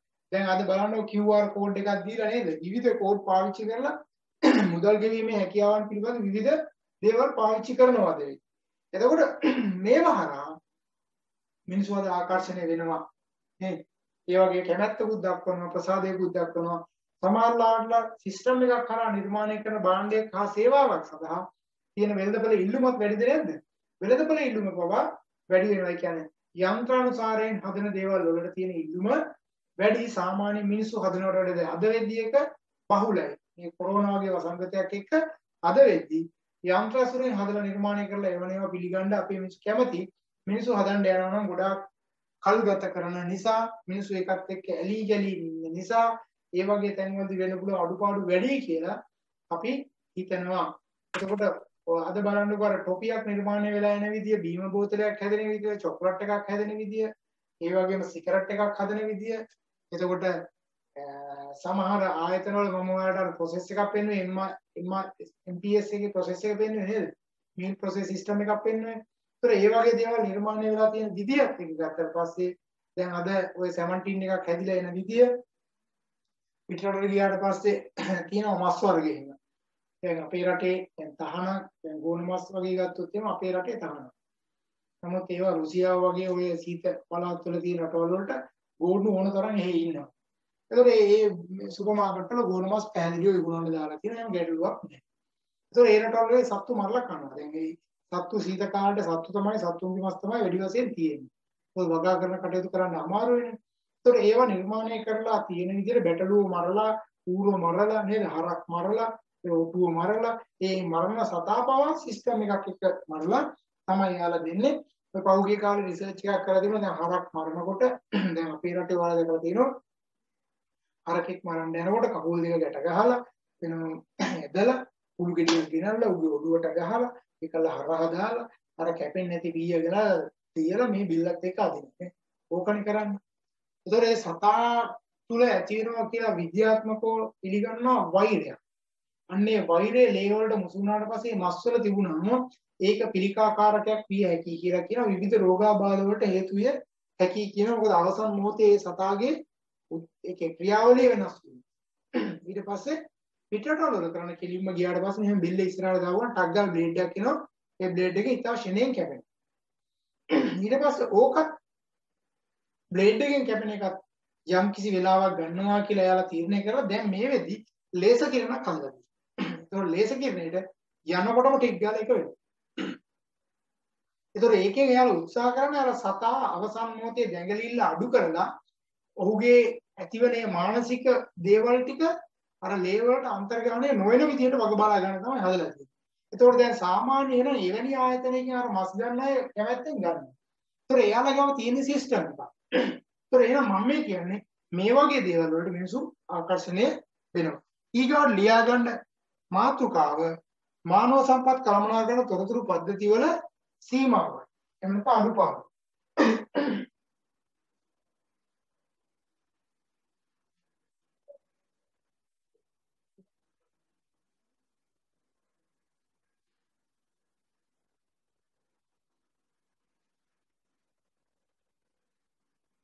මානව සම්පත් කළමනාකරන තොරතුරු පද්ධති වල සීමාවන් එහෙම නැත්නම් අඩුපාඩු නැත්නම් අවාසි කියලා දැම්මත් කමක් නැහැ. හරි. මොනවද ওই පද්ධති වල තියෙන අඩුපාඩු සහ අවාසි? දැන් ඔයාලා දන්නවා සර්ව රෝග මම අර කිව්වේ හැම කාර්යයකටම මානව සම්පත් කළමනාකරන තොරතුරු පද්ධතිය යොදා ගන්න බෑ නේද? සම්මුඛ පරීක්ෂණයක් තියෙද්දි ඒකට සිස්ටම් එකක් හදන්න බෑනේ. සම්මුඛ පරීක්ෂණයකදී අපි බලාපොරොත්තු වෙන තොරතුරු ටික ඉන්ටර්විව් එකට එන කෙනා ගාව තියෙනවද නැද්ද කියලා අපි හොයලා බලන්න ඕනේ. ඒක හොයලා බලන්න නම් යන්ත්‍රයකට ඕක බාර දීලා හරියන්නේ නෑ. එහෙනම් ඒ වගේ දේවල් වලට පාවිච්චි කරන්න වෙන්නේ බොහෝ වෙලාවට මැනුවල් එහෙම නැත්නම් පුද්ගලයෙක් තමයි එතන පාවිච්චි කරන්න වෙන්නේ. ඒ විතරක් නෙවෙයි දැන් හිතන්නකෝ ගැටලු විසඳීම සඳහා. ගැටලුවක් විසඳීම සඳහා යන්ත්‍රයකට අපිට තොරතුරු පාවිච්චි කරන්න දෙන්න බෑනේ. ඒ හින්දා අද වෙද්දී මානව සම්පත් කළමනාකරණය කියන එක 100%ක්ම යොදා ගැනීමේ ගැටලු තියෙනවා. හරිද? ඒක 100%ක්ම යොදා ගැනීමේ හැකියාව නැහැ. ඒක එක පැත්තකින් ගත්තට පස්සේ අවාසියක් විදිහට දකින්න අඩුපාඩුවක් විදිහට. හැම දෙයකටම පාවිච්චි කරන්න බෑ. සීමාවකට විතරයි පාවිච්චි කරන්න පුළුවන් ඉන්න අර්ධයක් විතරයි මේකෙන් ක්‍රියාත්මක කරගන්න පුළුවන් වෙන්නේ කියලා. ලියා ගන්න මෙහෙම මානව සම්පත් කළමනාකරන තොරතුරු පද්ධති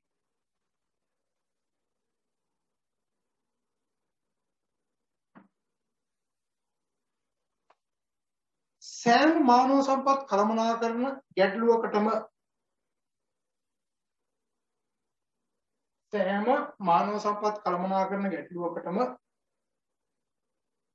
යොදාගත නොහැකි වීම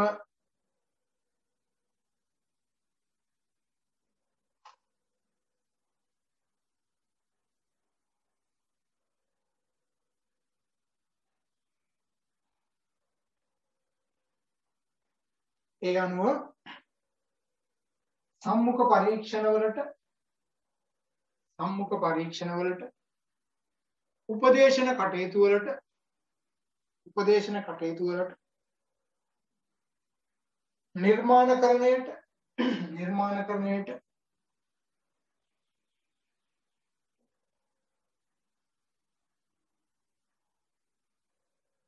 දුක් ගැනවිලි විසඳීමට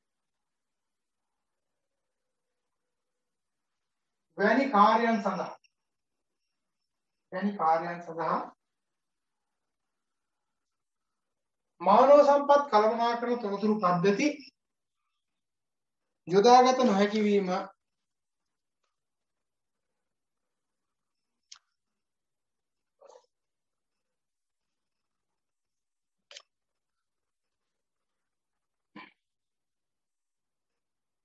හරි දෙක. දැන් මම ඔයාලට කිව්වේ දැන් තොරතුරු පද්ධතිය නිර්මාණය කිරීමේදී අඩුපාඩුවක් වුණොත් එහෙමනේ. කම්පියුටරේට එයා දත්ත ඇතුළත් කරද්දී එයා යුනිට් 31 තියෙනවා කියලා දැම්මොත් එහෙම මොකද වෙන්නේ? එයා ගහන ගානේ සෙට් යුනිට් 31 පෙන්නනවා සිස්ටම් එකකින් නේ. එතකොට එහෙනම් කැලෙකට උනත් ඒ දීලා තියෙන තොරතුරු වැරදි වුණොත් එහෙම වැරදි තොරතුරු තමයි අපිට පෙන්වන්නේ. සොෆ්ට්වෙයාර් එකේ එහෙම වැරදි තොරතුරක් දීලා තිබ්බොත් එහෙම ඒ තොරතුරු පෙන්වන්න පුළුවන්. ඊයා ගන්න මෙහෙම පරිගණක වලට තොරතුරු ඇතුළත් කිරීමේදී මිනිසුන් විසින් වැරදි තොරතුරු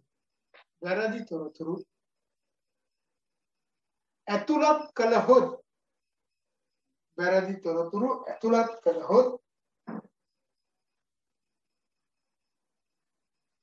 එම වැරදි තොරතුර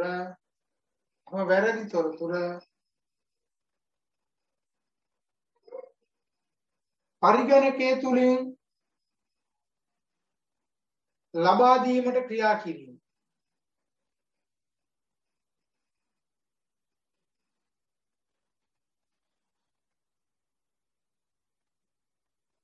නිදසුන් ලෙස සැප්තැම්බර් 31ක් පරිගණකයේ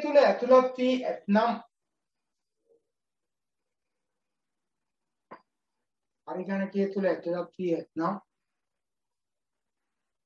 එය සෑම විටකදීම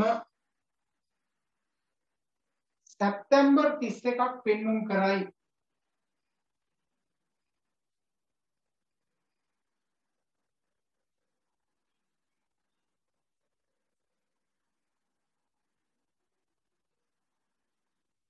ඔය කරුණ මට මතකයි පිටරට විශ්වවිද්‍යාලයක ගැටලුවක් වුණා. අවස්ථාවකදී දැන් ඔයාලට එහෙම අහම්බෙන් වෙන සිද්ධියක්. පෝර්චුගාල් වල පෝටෝ කියන විශ්වවිද්‍යාලයේ ඒ කාලේ මම සම්බන්ධ වෙලා කටයුතු කරපු කාලෙක ඔවුන්ගේ එක සහතිකයක සැප්තැම්බර් 31 මුද්‍රණය වෙලා තිබුණා. සිස්ටම් එකේ ප්‍රශ්නය සැප්තැම්බර් 31 ඇත්තට මේ සහතිකය මුද්‍රණය වෙලා ඉඳලා තිබුණා. නමුත් සැප්තැම්බර් 31ක් පාවිච්චි වෙන සැප්තැම්බර් 30න් ඉවරයි නේ. ඊට පස්සේ ආයෙ ඒකට වෙනම අරන් ගිහිල්ලා ඒව ආයෙ වෙනස් කරන්න සිද්ධ වුණා.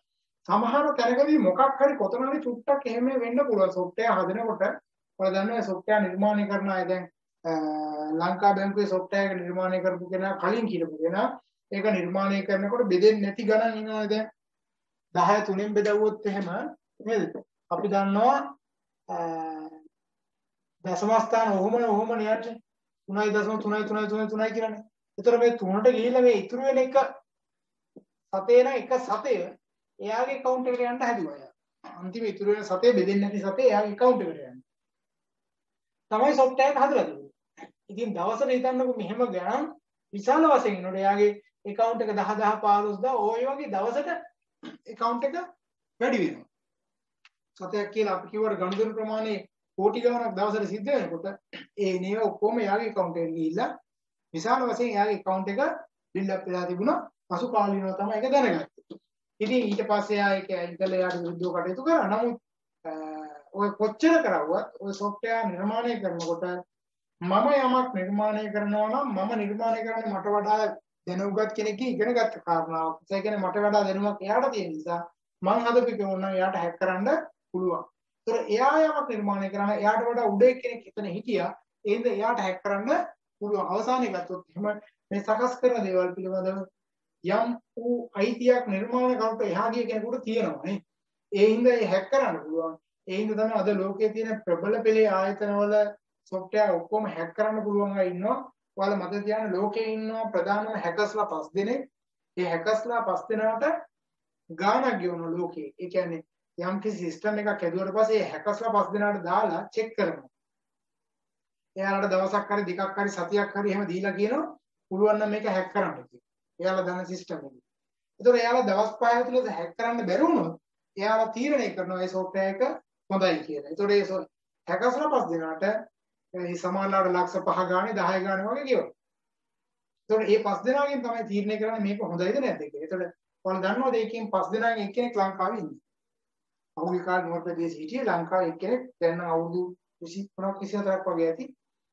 ඉතින් මේ හැකර්ස්ලා 5 දෙනාගෙන් එක්කෙනෙක් ඉන්නවා.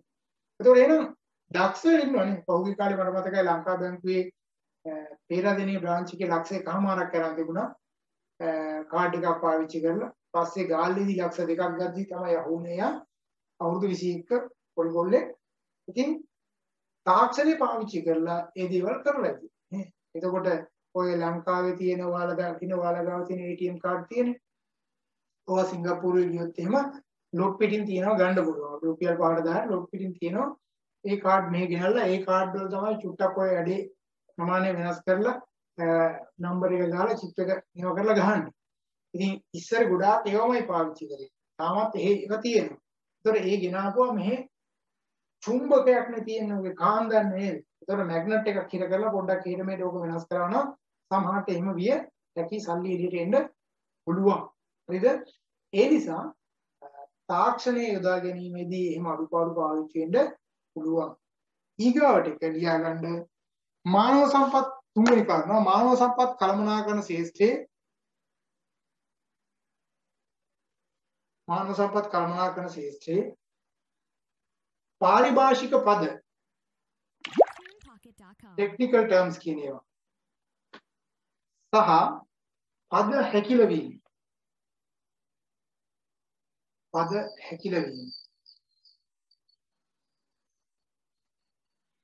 පරිගණක තාක්ෂණ ශිල්පීන්ටත්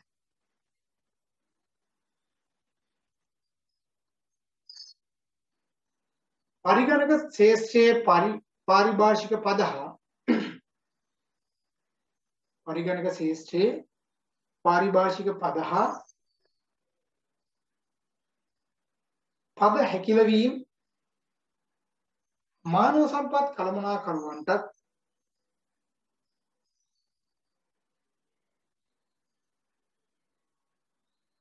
අවබෝධ කර ගැනීම දුෂ්කර වීම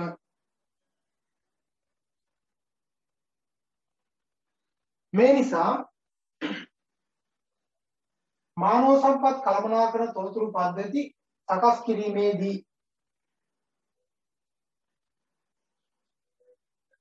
දෙපාර්ශ්වයේම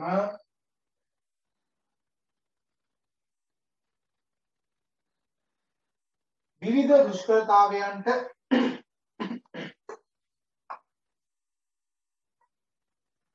මුහුණ පෑම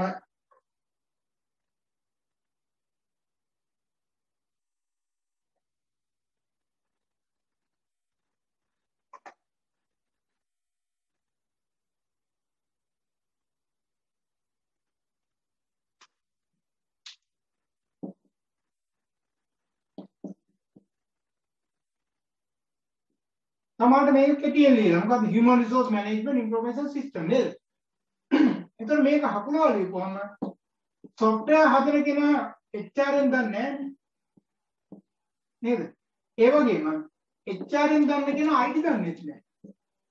මෙන්න මේ නිසා මේවා පිළිවෙල කිරීමේදී මේ පද හකුලා ලිවීමේදී ගැටලු සහගත තත්ත්වයක් ඇති වෙන්න පුළුවන්. පද හැකිලිම සම්බන්ධයෙන් කතා කරනකොට පද හැකිලිම දකින්න පුළුවන් හොඳම තැන තමයි උසාවිය.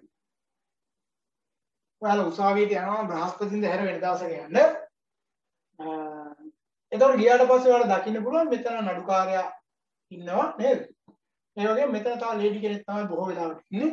ඒ ලේඩි මේ පැත්තේ මේ දෙන්න කියන තොරතුරු ටික ඔක්කොම මෙයා වාර්තා කරගන්න. හිතන්නකෝ මෙයා දෙන සාක්ෂිය මම දැක්කා. මම එනකොට තමයි එයා ඇවිල්ලා හිටියේ කියලා කියනෝනේ. ඒ කියන ඔක්කොම මෙයා හැම අකුරක් ගන්න ලියා ගන්නවා. එතකොට මෙයා ඒ සඳහා පාවිච්චි කරන්නේ හකුලා ලියන. සමහරට මම කියනකොට සමහරට මයන්න විතරයි නෑ ලිව්වේ. දැක්කා කියන්නේ සමහරලාට මේක. කිව්වා කියන්නේ තියෙන සමහරට ඔහොම එකක්. එතන හිටියා වගේ එකක් නා සමහරලාට ඒක මේ වගේ එකක්. එහෙම පොඩි සංඥා තමයි පාවිච්චි කරන්නේ. එතකොට මේ සංඥා ටික ඊට පස්සේ ආ ඊගාවට ගිහිල්ලා ඉවර වෙලා ආපහු සම්පූර්ණ එකක් විදිහට ලියලා තමයි නඩුකාරයට දෙන්නේ. එතකොට හිතන්න මේ හකුලා ලිවීම තුල කෙටි වචන ඒවා තුල තියෙනවා. දැන් ඔයාලා මානව සම්පත් කළමනාකරණය කියලා ලියනකොට කියන්නේ කොහොමද? හදිස්සි උනොත්. මාසෙක ලියන්නේ නේද? එතකොට මේවා කෙටි කරලා ලියන්න පුළුවන්. එතකොට මේ කියන ඒවා IT දන්නේ IT කියනවා මෙයා දන්නේ එහෙනම් මේ software එක හදනකොට මේ වගේ ගැටලු වෙන්න පුළුවන්. ඊගාවික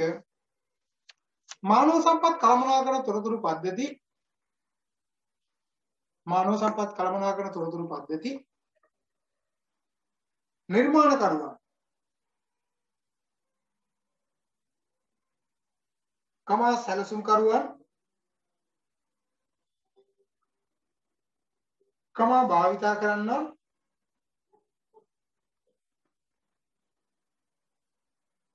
කමා උපදේශකයන් කමා වෙලෙන්දන් හා සැපයුම්කරුවන් අතර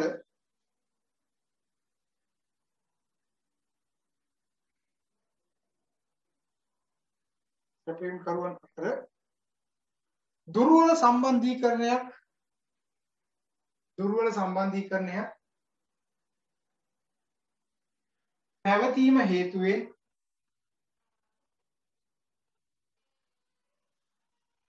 හේතුවෙන්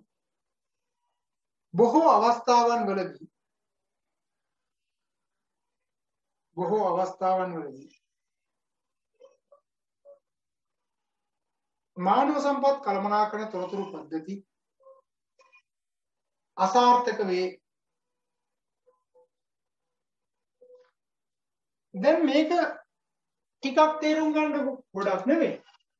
ඔය කියන්නේ මොකද්ද?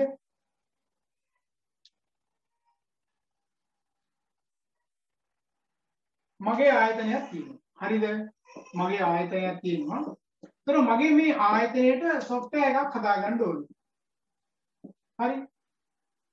හිතන්න දැන් මගේ ආයතනයේ සුපර් මාකට් එකක් කියලා. හරි. සුපර් මාකට් එකක්. එහෙම නැත්නම් මම කියනවා විශ්වවිද්‍යාලයක් කියලා. හරි. ඔන්න මම දැන් විශ්වවිද්‍යාලයක් සඳහා තමයි software එකක් හදලා ඕනේ කියලා කියන්නේ. ඒකට විශ්වවිද්‍යාලයේ කියන එක සම්බන්ධයෙන් මම මේ software එක බොහෝ වෙලාවට මමම නිර්මාණය කරගන්නවද? නෑ සමහරවිට. නේ මමම නිර්මාණය කරන එකක් නෙවෙයි තියෙන්නේ. ඒතර මම නිර්මාණය කරගන්නේ මම බොහෝ වෙලාවට ගිහිල්ලා මේක වෙළඳපොලෙන් ගන්නවා. වෙළඳපොලෙන් ගන්න. දැන් ඔයාලා ගියොත් එම සුපර් මාකට් එකක තියෙන software එක එයාලා හදාගත්ත එකක්ද? නෑ.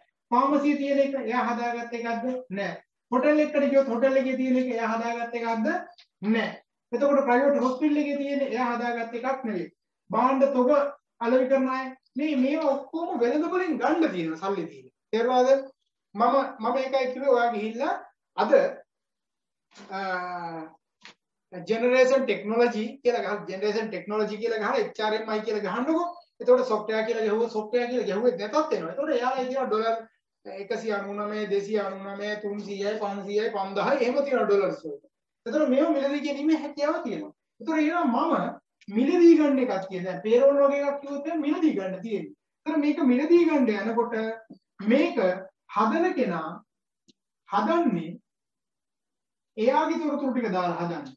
තේරුණාද?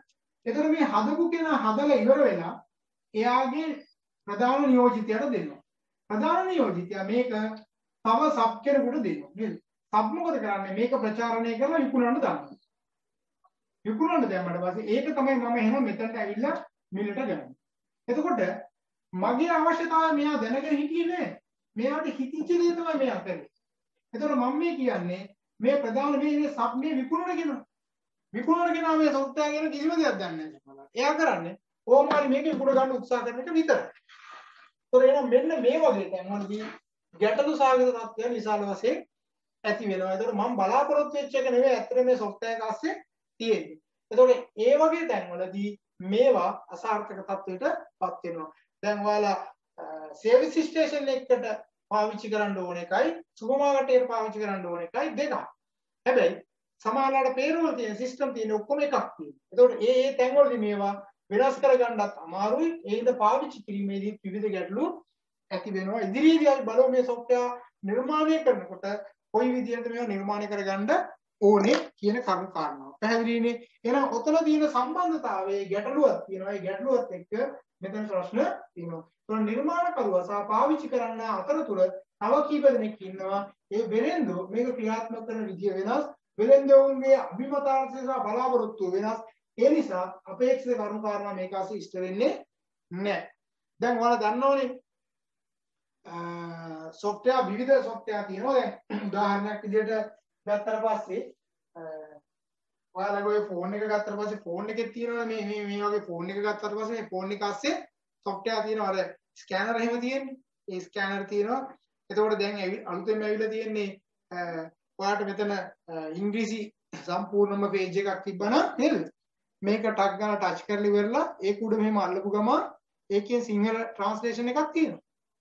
සම්පූර්ණව පිටුව සිංහලෙන් පෙන්නනවා. එතකොට ඔයාලට යම් කිසි දැනක කියවා ගැනීමේ අපහසුතාවක් තිබ්බොත් එහෙම තේරුම් ගැනීමේ අපහසුතාවක් තිබ්බොත් එහෙම ටක් ගාලා මේක ගාලා අල්ලපු ගමන් ඒකෙන් පෙන්නනවා සිංහල තේරුම පෙන්නනවා ටක් ගාලා මොකද්ද මේකේ තියෙන්නේ කියලා. චුට්ටක් එහෙම වෙනවා. නමුත් අදහස ටක් ගාලා අපිට ගන්න පුළුවන්.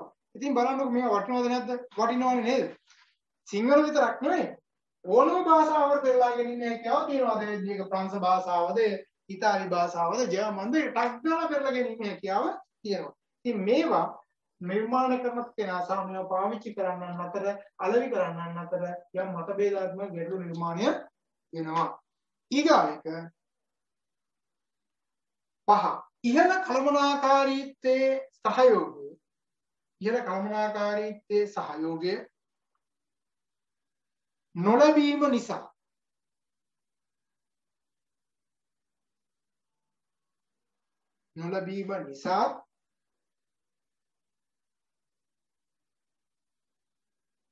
ඉහළ කළමනාකරුවන්ට පරිගණක භාවිතා කිරීම සම්බන්ධයෙන්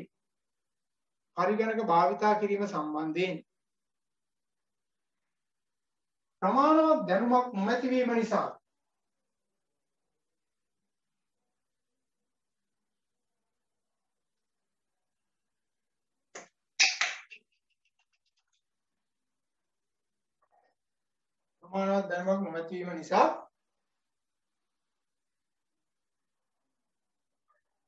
එම නොහැකියාව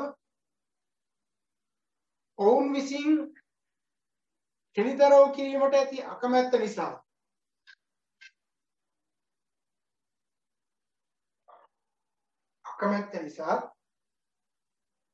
බොහෝ අවස්ථාවන්වලදී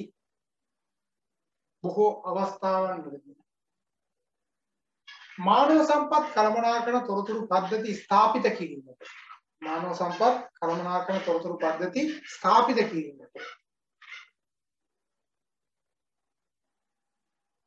ඉහළ කළමනාකාරීත්වය විරුද්ධ වීම. ඔයාලට මම මේ කියන කතාව පැහැදිලිනේ. ඇත්තටම අද ගත්තට පස්සේ টොප් ලෙවල් එකේ ඉන්න මැනේජ්මන්ට් එකේ උඩ ඉන්න බොහෝ අයට ඒ ටෙක්නොලොජි එක නැහැ නේද? එතකොට දැන් සමහර අය නැති එක ඉගෙන ගන්න උත්සාහ කරනවා. තව සමහරක් ඒක එළියට පෙන්වන්න බයි මේ සිස්ටම් ගේනවට කැමැත්තේ නැතුව විරුද්ධත්ව ප්‍රකාශ කරනවා. කිසිම දෙයක් දන්නේවත් නැතුව නේ. එතකොට මට මතකයි මම එක අවස්ථාවකදී ඔය හොස්පිටල් එකේ මගේ යාළුවෝ ගොඩක් ඉන්නවා. එතකොට දැන් විශේෂඥ වෛද්‍යවරු කීප දෙනෙක්ම ඉන්නවා. ඉතින් ඔය දැන් වන්නේ මේ කොරෝනා වලට කලින්. එතකොට බෙහෙත් ගන්න යන අවස්ථාවේ නිකන් අපි හම්බ වෙන වෙලාවකදී මම ගියාට පස්සේ යාළුවට වෙනම රූම්ස් තියෙනවා. ඒ වගේ ඉන්නවා. කතා බහ කරලා එනවනේ. එතකොට එයාලගේ හොස්පිටල් එකේ වැඩ කරන වෙලාවක එතන ඉන්න වෙලාවක මම පැත්තකින් ඉඳන් හිටියා. තවත් විශේෂඥ වෛද්‍යවරයෙක් ආවා. ඉතින් මටත් කතා කරලා පැත්තකින් ඉඳගෙන මැෂින් එකේ එයා ඔක්කොම දේවල් ටික බලන්න දන්නවා. හැබැයි print එකක් ගන්න දන්නේ නැහැ. ඉතින් මම ඉස්සර එතන හිටියා. විනාඩි 15කට වඩා මොකද මේ print එක අරන් දෙන්න වෙනම ලේඩි කෙනෙක් ඉන්නවා. එයා එනකන් හිටියා. එතකොට බලන්නකෝ එයා විශේෂඥ වෛද්‍යවරයෙක් වෙලා ඒ අදාළ ડોකියුමන්ට් එක මැෂින් එක ගහලා print එකක් ගන්න දන්නේ නැහැ.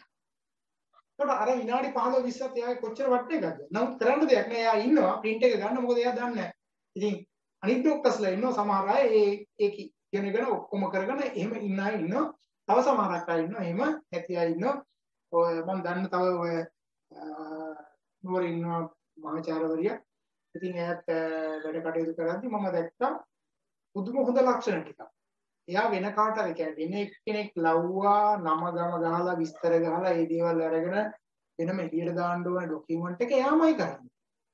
එයා ලොකු ස්පීඩ් එකක් නෑ යම් වේගයකින් එයාමයි කරන්නේ.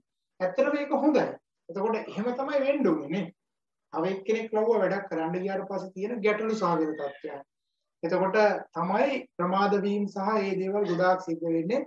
එතකොට අපිට මේක කරන්න පුළුවන් නම් අන්න ඒකේ සාර්ථකභාවය වැඩි නේ. ඒක සාර්ථකභාවය වැඩි. අඩුපාඩු තියෙනවා නම් අපි ඒව හදාගෙන ඉස්සරහට යන්න ඕනේ. එතකොට දැන් හිතන්නකෝ සමහර අය සමහර දේවල් එක කටයුතු කරද්දී 4-5 දෙනෙක් තියාගෙන වැඩ කරනවා. නමුත් තවත් එක්කෙනෙක් තනියම මේ වැඩ කටයුත්ත තනියමම කරගන්නවා.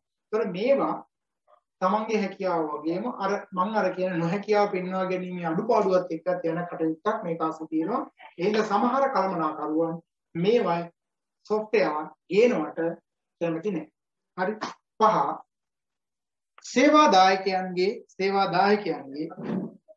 සේවාදායකයන්ගේ පෞද්ගලික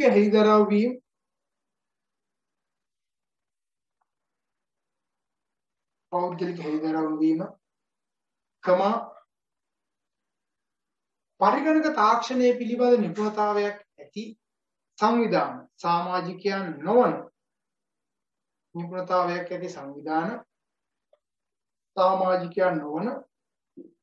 පිටස්තර පුද්ගලයන්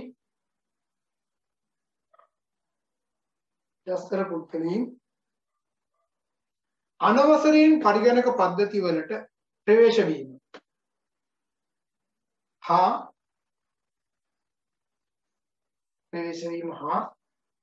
තොරතුරු ලබා ගැනීම මෙන්ම පද්ධති බිඳ දැමීම. දැන් මේ වෙනකොට ඉස්සර නම් අපි දැනගෙන හිටියේ පුංචිම කාලේ කවුද ලෝකේ ඉන්න හොඳම මංගොල්ලකාරයෝ? මුහුදු මංගොල්ලකාරයෝ නේ. ඒක සමහරවිට පුංචි කාලේ අර කියන්නේ මම මුහුදු මංගොල්ලකාරයෙක් වෙනවා කියලා ඔය පොඩි අය පොඩි කාලේ කියේ. දැන් නම් ඒවා වෙනස් වෙලා තියෙන්නේ. අද වෙද්දි මුහුදු මංගොල්ලකාරයන්ට වඩා ලොකුම මංගොල්ලකාරයෝ ඉන්නවා නේද? අපේ රට අස්සෙත් ඉන්නේ ඕන තරම් එහෙම මංගොල්ලකාරයෝ. නේ ඕන තරම් දකින්න පුළුවන්. මම දැක්කා දැන් ඔයාලා හිතන්නකෝ මංගොල්ල කන දේවල් එක මම මේකත් තව කියලා ඉන්නම්කෝ. ඒතර මංගොල්ලකාරයෝ කියලා ගත්තට පස්සේ අද ඉන්න මංගොල්ලකාරයෝ software hack කරලා ඉවර වෙලා විශාල වශයෙන් මුදල් ගන්නවා. දැන් හිතන්නකෝ ලංකා බැංකුවේ BOC එකේ software එක hack කරා. හරිද? software එක hack කරාට පස්සේ software එකේ සියලුම තොරතුරු ටික පෙන්වන්නේ නැහැ දැන්. වෛරස් එකක් කියලා ගහලා මේ. දැන් ණය දෙන්න දින කට්ටිය, account වල සල්ලි තියෙන කට්ටිය, account වලින් සල්ලි ගත්ත කට්ටිය බැලන්ස් මේ ඔක්කොම ඉවරයි. එතකොට ෆයර් ගාඩ් දාලා තියෙනවා. නමුත් මං කියන්නේ ෆයර් ගාඩ් දාලා තිබ්බත් හිඟුවා කියලා හිතන්න කවුරුත් හැක් කරා කියලා. දැන් සම්පූර්ණයෙන්ම ලංකා බැංකුව අසාර්ථක වෙලා ඉවරයි. දැන් ලංකා බැංකුවට කතා කරලා මේල් එකක් කියනවා අපේ account එකට රුපියල් කෝටි 100ක් දැම්මොත් මේක ක්ලියර් කරලා දෙනවා. රුපියල් කෝටි 100ක්. දැන් ලංකා බැංකුව කෝටි 100ක් ගෙවනවද නැත්නම් මේ data ටික අරයා මකලා දැම්මොත් එහෙනම් මොකද වෙන්නේ? හිතා ගන්න බැරි ප්‍රශ්න ගොඩක් ඒ හින්දා ලංකා බැංකුවේ කළමනාකාරීත්වය කතා කරලා අඬාවෙట్లా කියනවා අපි කෝටි 100 දෙන්න මේක අපිට ක්ලියර් කරලා දෙන්න. ඉතින් ටක් ගාලා එයාලා අවශ්‍ය විදිහට ඒ ගනුදෙනු කතා කරලා කෝටි 100 අරගෙන මේක හැක් එකකින් අයින් වෙලා පෙන්නනවා. හරිද? පිටිනොට මේවා කම්පැනි වලට රින්ගලා ඒ දේවල් කරනවා. හරිද? ඒ වෙලාවෙ මේ අය ඇවිල්ලා ජාත්‍යන්තර මට්ටමේ මේ මංකොල්ල කරන විදියක් කරන්න දෙයක් නැහැ නේද? ඒ හින්දා තමයි හොඳ ෆයර් ගාඩ් දාලා සිස්ටම් හදන්න කියලා කියන්නේ. බැරි වෙලාවත් එහෙම වුණොත් කියන්නේ ලංකා බැංකුවර කෝටි 100ක් කියන මහලුකු ගානක්ද? නෑ දැන් මේ ලාෆ් ගෑෆ් කම්පැනිය ඒක කම්පැනියක් නේ. ඒතර මේ කම්පැනිය එයාලගේ මුදල් වලින්ද දුවන්නේ. ලාෆ් ගෑෆ් එක ණයයිලු BOC එකට මිලියන 10000. මිලියන 10000 කියන්නේ කෝටි 100කට වැඩි. පීපල්ස් බැංක් එකට 12000කට වඩා. ඒ කියන්නේ 1200කට වඩා ණයයි.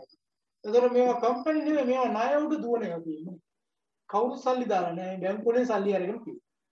ඒතකොට අද අපේ රටේ ක්‍රියාත්මක වෙන විදිය බොහොම අකාරුණික දැන් ඕන තරම් තියෙනවා. මට මතකයි වයිට් හවුස් එකේ කෝටි 500ක් ණයක් කරන් තිබ්බ BOC එකේ. ඒ කාලේ වයිට් හවුස් එකේ BOC කෝටි 500 බොල් නැහැ කියලා කපා හැදුවා. ආයෙ ණය එපා කියලා නැවත නගා සිටුවීම සඳහා කියලා නැවත කෝටි 700ක් දොබද දුන්නා. කෝටි 500 කපා හැරලා කෝටි 700 ගන්න ආපහු දුන්නා. අපේ සාමාන්‍ය මිනිස්සු කියලා රුපියල් 50000ක් ගෙවුවේ නැත්නම් අපකාරයන්ට ලියුම් වල ගෙදරට නඩු දාලා සිතාසිත් වල නේද? රුපියල් 50000ක්. කෝටි ගානක අර ණය වලට මුකුත් කතන්දර. ඒතර මේ වාර වල අධිකාරියත් එක්ක ක්‍රියාත්මක වෙන ප්‍රශ්න තියෙනවා, දේශපාලන ප්‍රශ්න තියෙනවා නේද? ඒවට මැදිහත් වෙලා අපිට ජීවත් වෙන්න වෙලා තියෙනවා. මම දැක්කා ෆින්ලන්තේ ලෝකේ සතුටින්ම ජීවත් වෙන මිනිස්සු ඉන්නේ කොහෙද? ෆින්ලන්තේ. මතක තියාගන්න ෆින්ලන්තේ තමයි මැෂින් එකක් තියෙන එක හොයන්න පුළුවන්. සතුට කියන එක හොයන්න පුළුවන් මැෂින් එකක් තියෙනවා. ලෝකයේ අද වෙදි පිළිගන්නවා ෆින්ලන්තේ තමයි සතුට ගන්නවන මිනිස්සු ජීවත් වෙන. සතුටෙන්ම ජීවත් වෙන රට තමයි ෆින්ලන්තේ. ෆින්ලන්තේ අගමැතිවරයා ඩොලර් 365ක් ඩොලර් 365ක් මේ මිලියන එහෙම නෙවෙයි ඩොලර් සාමාන්‍ය 365ක් අයථා ලෙස පාවිච්චි කරා කියලා අන්න විරෝධයක් ප්‍රකාශ කරලා තියෙනවා මහජනතාව. ලොකු ප්‍රශ්නයක් දාලා දිනවා ඩොලර් 365ක් රටේ ප්‍රධානියා පාවිච්චි කරා කියලා. දැන් අපේ රටේ මම දැක්කා මේ පාර්ලිමේන්තුවේ කතා කරලා දාලා තිබ්බා පැහැදිලිවම ඩොලර් බිලියන ගණන් ඔය චයිනා කම්පැනි වලින් අපේ නායකයන්ට සල්ලි දීපුවා.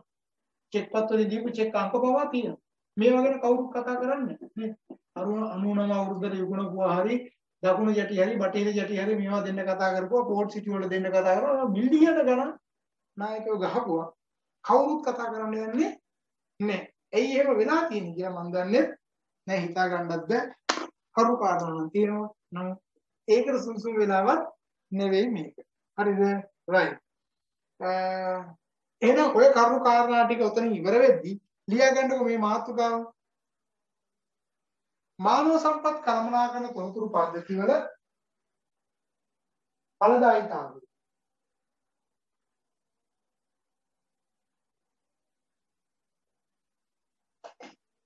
මානව සම්පත් කළමනාකරන තොරතුරු පද්ධති වල ඵලදායීතාවය වර්ධනය කිරීම සඳහා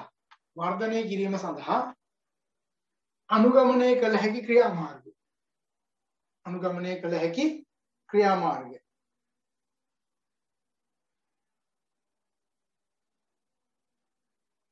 හරි. එතකොට සඵලතාවය වර්ධනය කර ගැනීම සඳහා සිස්ටම් එක වුණත් කරන්න ඕන දේවල් තියෙනවා. මාර්ගය වගේ රටක ඵලදායීතාවය වර්ධනය කර ගැනීම සඳහා ක්‍රියාත්මක වෙන්න ඕන විදි නේද? ඒවා අනුගත වෙන්න ඕන විදි. ඒ වගේ කිසිම දෙයක් නැති වුණාට පස්සේ තමයි ඇත්තටම මේ වගේ තැනකට අපි තල්ලු වෙලා ඉන්නේ. දැන් ඔයාලත් හිර වෙලා අපි ඔක්කොම හිර වෙලා රටක් විදියටත් හිර වෙලා ජාති ආගම් කුලමල ભેදයකින් තොරව ඔක්කොම හිර වෙලා ඉන්න වෙලාවක් කොරෝනා වලට ඇත්තෙන්ද හිර කරාද කියන එක පිළිබඳ ගැටලුවක් තියෙනවා නේද? ඒ බලධාරීන් තම තමන්ගේ අභිමතය පරිදි ක්‍රියාත්මක කරන මිනිසුත් සීසී කර තම තමන් ඔය ඉන්නවා. එකමුතු වෙලා වැඩක් කරන්න උත්සාහවන්ත වෙන්නේ නැහැ. එකමුතු වෙන්නේ නැහැ. දේශපාලන කල්ලි වලට බෙදාගෙන නේ. මේ මිනිසු විසින්ම බෙදාගෙන ඒක පාලකයෝ තමයි එහෙම හදලා තියෙන්නේ. මේ හැදීම නිසාම අද ක්‍රියාත්මක වෙන්නේ මහා මොකද්ද විකෘතියක් මේක ASCII තියෙනවා. ඉතින් නැත්තම් මේකේ තියෙන සම්පත් ටික පාවිච්චි කරලා ඔයාලට අපිට මීට වඩා සුඛෝපභෝගී විදිහට ජීවත් වෙන්න පුළුවන්. පහසුකම් නිර්මාණය කරන්න පුළුවන්. නමුත් ඒ නිර්මාණය අද වෙන්නේ නැහැ. ඔයාලා දකින්න මේ දවස්වල ඔන්ලයින් වලින් අර O level A level ළමයි ගස් උඩ නැගගෙන වහල උඩ නැගගෙන නේද විල් වලට ගිහිල්ලා දැන් සමහරවිට මේ කතා කරන වෙලාවෙත් මේක ඇතුළේ ඔයාලා සමහරවිට කීප දෙනෙක් තමන්ගේ ගෙදර නෙවෙයි ඉන්නේ.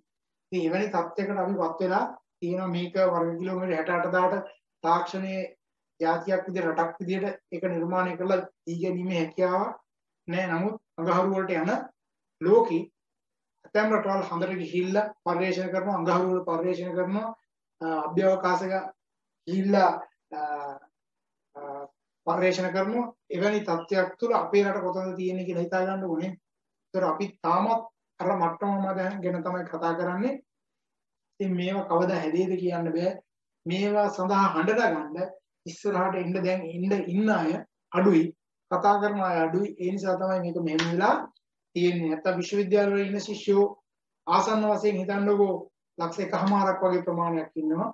ඒ 1,000ක් වගේ ඉන්න බුද්ධිමත්ම සෙට් එක මේකට බැස්සා නම් නේද?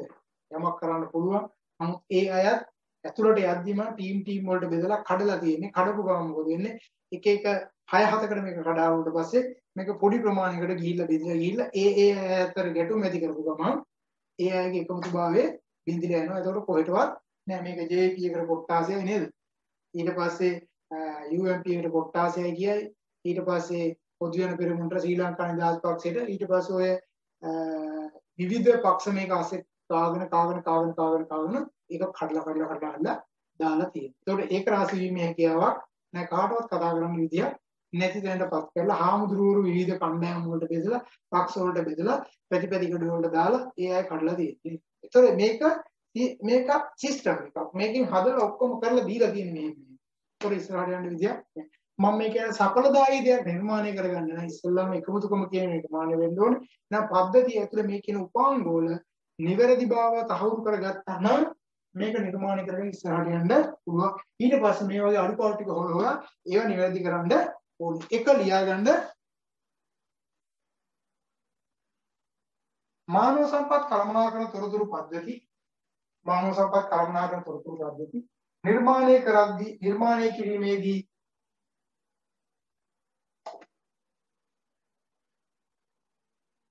නිවැරදිවම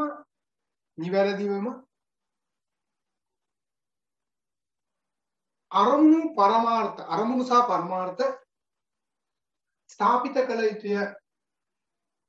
අරමුණු හා පරමාර්ථ ස්ථාපිත කළ යුතුය.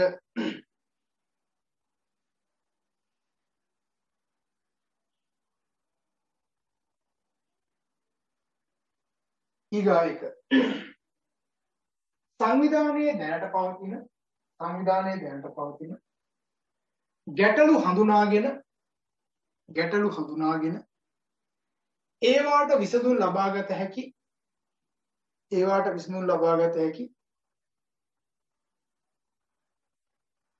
ඒවාට විසඳුම් ලබාගත හැකි මානව සම්පත් කළමනාකරන තොරතුරු පද්ධතියක්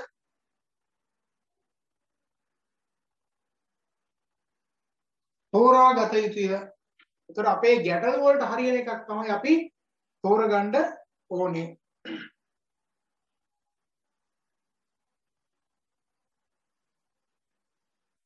ඊගායක සමස්ත සංවිධානයේ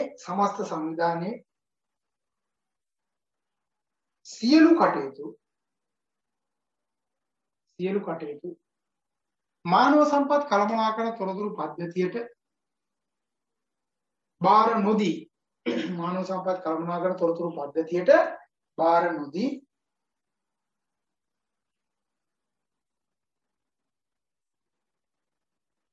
ක්‍රමක්‍රමයෙන්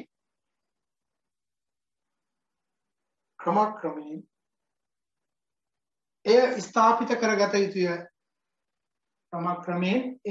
කරගත යුතුය. ඔයාලා දන්නවා සිස්ටම් එකක් හදද්දී ඔක්කොම එකවර සිස්ටම් එකට දෙන්න යන්න හොඳ නැහැ නේද? බැරි වෙලාව සිස්ටම් එකේ එරර් එකක් ආවොත් එම සම්පූර්ණම දෙක නැති වෙලා යනවා. දැන් උදාහරණයක් විදිහට ගන්නකො මම සම්පත් බැංකුවට ගිහලා ණයක් ගන්නවා සිස්ටම් එකේ තමයි තියෙන්නේ. මැනුවල් කොහෙවත් නැති වුණොත් එහෙම මොකද වෙන්නේ? දැන් අපිට account එකක් open කරද්දී මගේ අක්ෂර ගන්නවා යාලා මැනුවල් ගන්නවා මැන්ඩේට් එකක් තියෙනවා වෙනවා මැන්ඩේට් එකේ ගන්නවා අක්ෂර නෑ. මැන්ඩේට් එක අරගෙන යාලා වෙනම ගබඩා කරලා තියාගන්න. සිස්ටම් එකේ දානවා ඒකල සිස්ටම් එකට අප්ලෝඩ් කරනවා. එතකොට ඒ නිසා තමයි මට නුවරින් account එක open කරලා යාපනයේ සල්ලි ගන්නත් පුළුවන් නේ. එතකොට අද වෙද්දි බලන්නකෝ ඔයාලා මේ පාඨමාලා ගාස්තු ගෙවණේව ඔක්කොම බැංකුව හරහා කරනකොට දැන් සමහර අය ගෙදර ඉඳන් සිස්ටම් එක හරහා ඔන්ලයින් බැංකින් ට්‍රාන්ස්ෆර් කරලා විශාල වශයෙන් මේ කාලය තුල. එතකොට ඒ ට්‍රාන්ස්ෆර් කරනකොට ඒ සිස්ටම් එක හරහා තමයි යාවේ. එතකොට මම මේ කියන්නේ මැනුවලුත් තියාගන්න ඕනේ යම් ප්‍රමාණයක්. දැන් ඔයාලා ඒවන තොරතුරු ඔක්කොම සිස්ටම් එක හරහා තියෙනවා. හැබැයි මේ මැනුවලුත් සටහන් ඕනේ. සිස්ටම් එකේ ඔය කරේ එකක් આવොත් එහෙම මැනුවල් පාවිච්චි කරන්න පුළුවන් විදිහට ඒවා තියාගන්න ඕනේ. ඔක්කොම සිස්ටම් එකටම වාර දීලා ඉන්න හොඳ නෑ. ඒ හින්දානේ අපි අර සමහරලාට ඒ කියන බයටත් එක්ක එක්ස්ට්‍රා හાર્ඩ් එකක් තියාගෙන ඉන්නේ නේ. තොරතුරු ටික දාලා. ඊගායක කුඩාවට ආරම්භ කර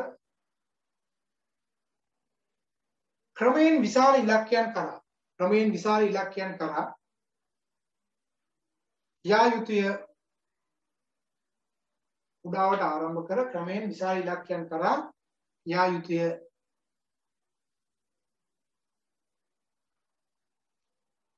එකපාරටම ලොකු ඉලක්ක තියාගන්න හොඳ නෑ. දැන් සමහරවිට ඔයාලගේ ජීවිතෙත් තියෙන නේද? පොඩියට පටන් ගන්න. පොඩියට ආරම්භ හැබැයි අදිෂ්ඨානෙ තියාගන්න ලොකු තැනකට යන්න ඕනේ කියලා. එහෙම නැතුව යන්න බෑනේ. අර මට මතකයි මම ඒ කාලේ උපාධිය අරගෙන නැහැ කැම්පස් අවුට් නැහැනේ. ඒතකොට මුල්ම කාලේ මට මතකයි ටියුෂන් එහෙම කරා මම A level ටියුෂන් කරා accounts econ subject දෙකම කරා. ගණන් උගන්වුවා ළමයිට. සමහර තැන්වල නම් සල්ලි ගන්න නැතුව කරේ. ඉතින් නමුත් ඒවා කරා මම. ඒ කරන කාලේ මට මතකයි මාසෙට රුපියල් 10000ක් හොයාගන්න තිබ්බනම් කියලා ඒක. මාසෙට රුපියල් 10000ක් තිබ්බනම්. ඒක ලොකු ගාණක් එක. පොඩි ගාණක් පටන් ගත්තා. ඊට පස්සේ ටිකක් කල් යද්දි දවසට 500 ගාණ හොයලා අඩුම ගාණ රුපියල් 15000ක්වත් තිබ්බනම් මේ මම කියන්නේ අරමුණු එන විදිහේ. ඊට පස්සේ 15000ට ආවට පස්සේ හිතුණා නෑ 1000ක්වත් තිබ්බනම් අන්න රුපියල් 30000ක් ඕනි කියලා හිතාගෙන හිටියා. ඊට පස්සේ ඉලක්කයක් ආව 50000ක් කියන එක නේ. ඊට පස්සේ 50000 රුපියල් 60000ක වගේ ප්‍රමාණයකට තිබ්බනම් ඇති කියලා හිටියා. ඊට පස්සේ මට වඩා සීනියර් අයියා කෙනෙක් එක දවසක් එයාගේ වැටුප ගැන කියද්දි රුපියල් 60000ක් නේ ලක්ෂයක් ගන්නවා කියලා කිව්වා. ආන් එදා ඉලක්කයක් ආවා. ඊට රුපියල් ලක්ෂයක් කියන එක. දැන් ඊට පස්සේ ටාගට් එක ලදී රුපියල් ලක්ෂයක් හොයාගන්න. හැබැයි රුපියල් ලක්ෂයක් හොයාගන්න තැනට ආවට පස්සේ ඔක රුපියල් ලක්ෂ 5ක් කියන තැනට ඇවිල්ලා 10ක් කියන තැනට ඇවිල්ලා ඊට වඩා හොයලා මේ රටේ මිනිසුන්ට දෙයක් කරන්න ඕනේ කියන තැන දැන් ක්‍රමානුකූලව ගොඩනගෙනවා ටික ටික ටික ටික නේ.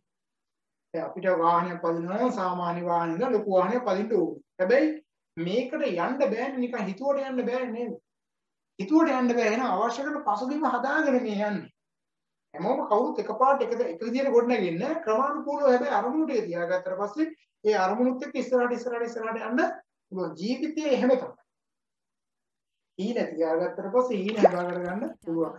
මම උපාධි ඉවර කරනකොටම වගේ තමයි මම හිතාගත්තා කවදා හරි මම ડોක්ටරේට් එකට යනවාමයි කියලා. ඉතින් ඒ හින්දා එදා මම මගේ ඊමේල් එකේ මම සඳහනක් කරගත්තා ඊමේල් එකක් නිර්මාණය කරගත්තා PH කියලා දාලා. ඒතකොට මගේ නමත් එක්ක මම සිසිර PH කියලා ඒ විදිහට තමයි මගේ ඊමේල් ඇඩ්‍රස් එක මම හදාගත්තේ. අදටත් මම පාවිච්චි කරන්නේ ඒක.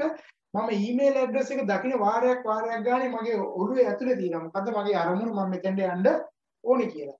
ඉතින් ඒක මත ඊට පස්සේ මොකද වෙන්නේ? ඊට පස්සේ MBA එකක් කරලා ඇත්තටම PhD එකක් කරලා ඒ දේවල් ඔක්කොටම ගියා. අද වෙද්දී ඒක සාර්ථකයි. ඒක සාර්ථක වෙලා මේ වෙනකොට ප්‍රොෆෙසර්ෂිප් එකට ඕන කරන දේවල් ටිකත් එක්ක කතා කරලා ඒ දේවල් උත් කරලා තියෙන ජාත්‍යන්තර මට්ටමේ. ඒතර එහෙනම් අරමුණක් එක තමයි යන්න ඕනේ. ඒතර මේ අරමුණ හැබැයි එක පාරටම ලොකුවට මට රුපියල් 2500ක් රුපියල් 3000ක් හම්බ වෙන කාලේ මම ලක්ෂයක් ගැන හිතලා හරියන්නේ නැහැ. එහෙම එපා කියලා කියන්නේ. ඔයා මේ වෙලාවේ ඔයාගෙන් ඇහුවොත් එහෙම මම ළඟට ගිහිල්ලා ඇහුවොත් එහෙම පන්ති හිටියනම් මම අහනවා. ඔයා කීයක් බලාපොරොත්තු වෙනවද පළවෙනි රැකියාවෙන් කියලා? ඔයා කියන රුපියල් 50000ක් ඕනේ 60000ක් ඕනේ 40000ක් ඕනේ සමහර අය ලක්ෂයක් ඕනේ එහෙම කියන්නේ.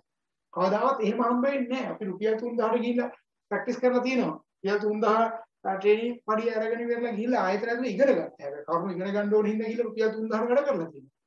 ඉතින් ඒක කරන්න වෙනවනේ. ඒතර මේ දේවල් වලදී පොඩුවට පටන් ගන්න ක්‍රමෙන් ඉස්සරහට යන්න. ඊගායක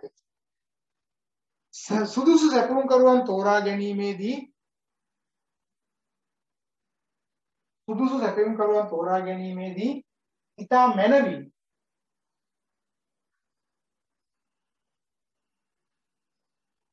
කටයුතු කරන්න. ඒ කියන්නේ ඔය ටෙන්ඩර් පටිපාටියක් නම් ටෙන්ඩර් පටිපාටියට අනුව දක්ෂයව හඳුනාගෙන තමයි කරන්න ඕනේ. ඉතින් ඔය පෞද්ගලික කාලේ දැනට අවුරුදු ගානකට උඩදී ලංකාවේ වන්දනාගාර ආශ්‍රිත වන්දනාගාර ආරක්ෂක පද්ධතියක් ගොඩනැගීමට ක්‍රියාත්මක වුණා. මේ ආරක්ෂක පද්ධතියේ ඒවකට ව්‍යාපෘතිය භාරවලදී ප්‍රධානියා විදිහට මම හිටියා. ඉතින් මට මතකයි මේ සොෆ්ට්වෙයාර් පද්ධතිය හදනකොට වර්චුවස් කියලා දිනන අද වෙදී වර්චුවස්ලා තමයි ලංකාවේ ඉන්න මොනම සොෆ්ට්වෙයාර් හදන අය. ඊයාලත් ඇවිල්ලා හිටියා. ඉතින් ඔය ඔක්කොම එකතු කරලා හොඳ සොෆ්ට්වෙයාර් එකක් හැදුවා. ඒතකොට මේ සොෆ්ට්වෙයාර් එක හැදුවා නෙවෙයි බිල්ඩ් අප් කරා.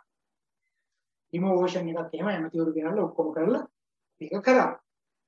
නමුත් ඒකේ ඔයාලා දන්නවා බන්ධනාගාර පද්ධතියේ අකාර්යක්ෂමතාවය නිසාම ඒවා හදන්න දෙන්නේ ගොඩනගන්න දෙන්නේ ස්ථාපිත කරන්න දෙන්නේ. ඒකේ ඉන්න නිලධාරීන් වටේ ඉන්න අය ඔක්කොම විවිධ ආකාරයෙන් විවිධ කෙනෙහිලිකම් කරලා ඒක නොකරන තැනටම තමයි වැඩ කටයුතු පත් කරන්නේ. ඉතින් පස්සේ බැරිම තැන ඒ කටයුත්ත මම කරලා දාලා නිකා හිටියා. නමුත් ඒකේ ප්‍රතිඵල විදිහට ඔයාලා දැක්කා අර බන්ධනාගාරේ කලින් ඇතිවෙච්ච ගැටුමේදී විශාල වශයෙන් මැරුණා. ඊට පස්සේ ලොක් සටහන් පොතක් තිබුණා. ඒ සටහන් පොතේ තිබ්බා ආයුධ කොච්චරක් තිබ්බද? මේ දේවල් ඔක්කොම අන්තිමේ පොයින්ට් එකේ තිබ්බ පොත නැති වෙලා ගියා. මේ දේවල් ඔක්කොම විනාශ වෙලා ගියා. අදටත් දන්නේ නැහැ කී දෙනෙක් මරනවද කී දෙනෙක් පැනලා ගියාද? තෝකු කීයක් නැතුණාද කියලා අදටත් හොයාගන්න බෑ. ඒත් නමුත් එදා ඒ සිස්ටම් එක හදලා තිබ්බා නම් ඒ සියලුම තොරතුරු ටික තියෙනවා. ඊට පස්සේ වෙච්ච සිද්ධිය මේ මෑතක සිද්ධ වුණා. ඒ දේවලුත් අසාර්ථකයි. ඒතර මම මේ කියන්නේ මේවා ලොකු දේවල් නෙවෙයි. දැන් ගෝඨාභය රාජපක්ෂ මහත්තයා ඒවා හදන්න ඕනේ සිස්ටම් හදන්න ඕනේ අරකට හදන්න ඕනේ මේකට හදන්න ඕනේ කිය මුල් කාලේ මට මතකයි තැන් වලට ගිහිල්ලා කතා කරා. කතා කරලා ප්‍රවෘත්ති වල විශේෂ ප්‍රවෘත්ති වලට දාලා පෙන්නුවා. නමුත් අද වෙද්දි කොතනද හැදිලා තියෙන්නේ කියලා බලන්නකෝ. ඒ හැදිච්ච තැන හොයාගන්න අමාරුයි. පාසල් පද්ධතියේ තොරතුරු ටික ගන්න විදියක් බලන්නකෝ. ප්‍රජා සෞඛ්‍ය පද්ධතියේ තොරතුරු ටික ගන්න විදියක් බලන්නකෝ. දැන් ඔයාලා අද හවස නිවුස් අහන්නකෝ. අද හවස නිවුස් වලට කියයි අද කොරෝනා මරණ දැන් ඊයේ නිවුස් වලට කියන කොරෝනා මරණ අද 42යි කියන. කොරෝනා මරණ 42යි. හැබැයි අද දවසේ කිසිවෙක් මිය ගියේ නැත කියලා කියනවා. එතන මොකද කියන්නේ? කලින් දවස්වල මැයි පළවෙනිදා ඉඳන් මෙහෙම මැරිච්ච අය තමයි මේ 42. අද කියන්නේ අපි ඒ 42 තමයි කියන්නේ. ඒවා අද තමයි ඊයේ තමයි වාර්තා වෙලා තියෙන්නේ. හරි මාසයකටත් වඩා වැඩි. ඊට ඉස්සෙල්ලා දවසේ කියන්නේත් එහෙමයි. මෙන්න මරණ 39යි. දැන් අද ඇහුවොත් එහෙම අදත් රැට නිවුස් වලට ගියේ අද මරණ 45යි. හැබැයි ඒක ලායි කියනවා මේ මරණ වලින් 4යි අද දවසේ සිද්ධ වුණේ. ඉතුරුව පහුවදා. අර කලින් දවස්වල වෙච්ච ඒවා. ඉතින් ඒතන දැන් තාම එහෙම කලින් දවස්වල එහෙම ලොට් එක ඇති නෙවෙයි. එක්කෝ මෙයාලා විකෘති කරලා පෙන්නනවා මොකක්ද තේරෙන්නේ මේ ඒ කියන පද්ධතිය ඇතුලේ මිනිස්සෙක් මෙයාලා මාසයක් කරගන්න තොරතුරු ඇවිල්ලා නේ. ඒතර මේ මිනිස්සයන් මෙරිලා මාසයක් ගිහිල්ලා තොරතුරු ඇවිල්ලා නේ. ඒතර තොරතුරු ටික ටික කඩින් කඩ එන්නේ. සමහරේවා එන තොරතුරු එන්නේ නැති නේ. එහෙම වෙන්න බෑ. එන යම තෝරගත්තට පස්සේ නිර්මාණය කරනකොට හරියට මේ දේවල් මේ පිළිවෙලට ගන්න පුළුවන් විදිහට නිර්මාණය වෙලා තියෙන්න ඕනේ. ඊගායක පරිගණක පද්ධතිය සැලසුම් කිරීමේදී සංවිධානයේ සියලුම සමාජිකයන් සහභාගී කරවා ගත යුතුය.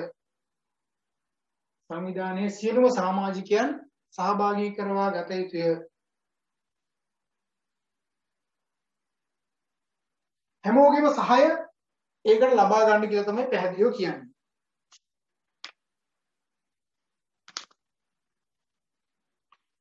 හරි. ඊගාවෙක යථාර්ථවාදී නොවන අපේක්ෂාවන් ඇති කර නොගන්න යථාර්ථවාදී නොවන අපේක්ෂාවන් ඇති කර නොගන්න මේ දැන් ඔයාට ළඟා කරගන්න බැරි achievements එක ළඟා කරගන්න බැරි දේවල් ළඟා කරගන්නවා කියලා හිතන්න යන්න හොඳ නැහැ. රාජ්‍ය සේවයට ගිහිල්ලා ඉතින් ඔයා රාජ්‍ය සේවයට තව අවුරුද්දකින් රාජ්‍ය සේවයට සම්බන්ධ වෙනවා. රාජ්‍ය සේවයට සම්බන්ධ වෙලා ඔයා හිතනවා මම රැකියාව තුලින් ලක්ෂ 3මාරක වැටුපක් උපයනවා කියලා හිතුවොත් මේක හීනයක්ම තමයි. කවදාවත් රාජ්‍ය සේවය තුළ මේ වැටුපක් හම්බ වෙන්නේ නැහැ. වංචා කරලා ගත්තොත් වෙනම දෙයක්. නැත්තම් මේක හම්බ වෙන්නේ නැහැ. යන්න බෑ එතනට නේ.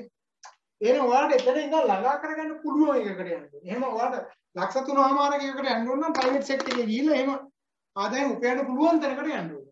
ඒතකොට එහෙනම් ඔයාලට ජීවිත කාලය තුළ ළඟා කරගන්න පුළුවන් එක. අවුරුදු 30 දී මම කොතනද ඉන්න ඕනේ, 35 දී කොතනද ඉන්න ඕනේ, 40 දී කොතනද ඉන්න ඕනේ කියලා තමන් තීරණය කරගන්නවා. දැන් හොඳම දේ තමයි ඔයාලා මේ දවස්වල ගෙදරට වෙලා ඉන්නේ.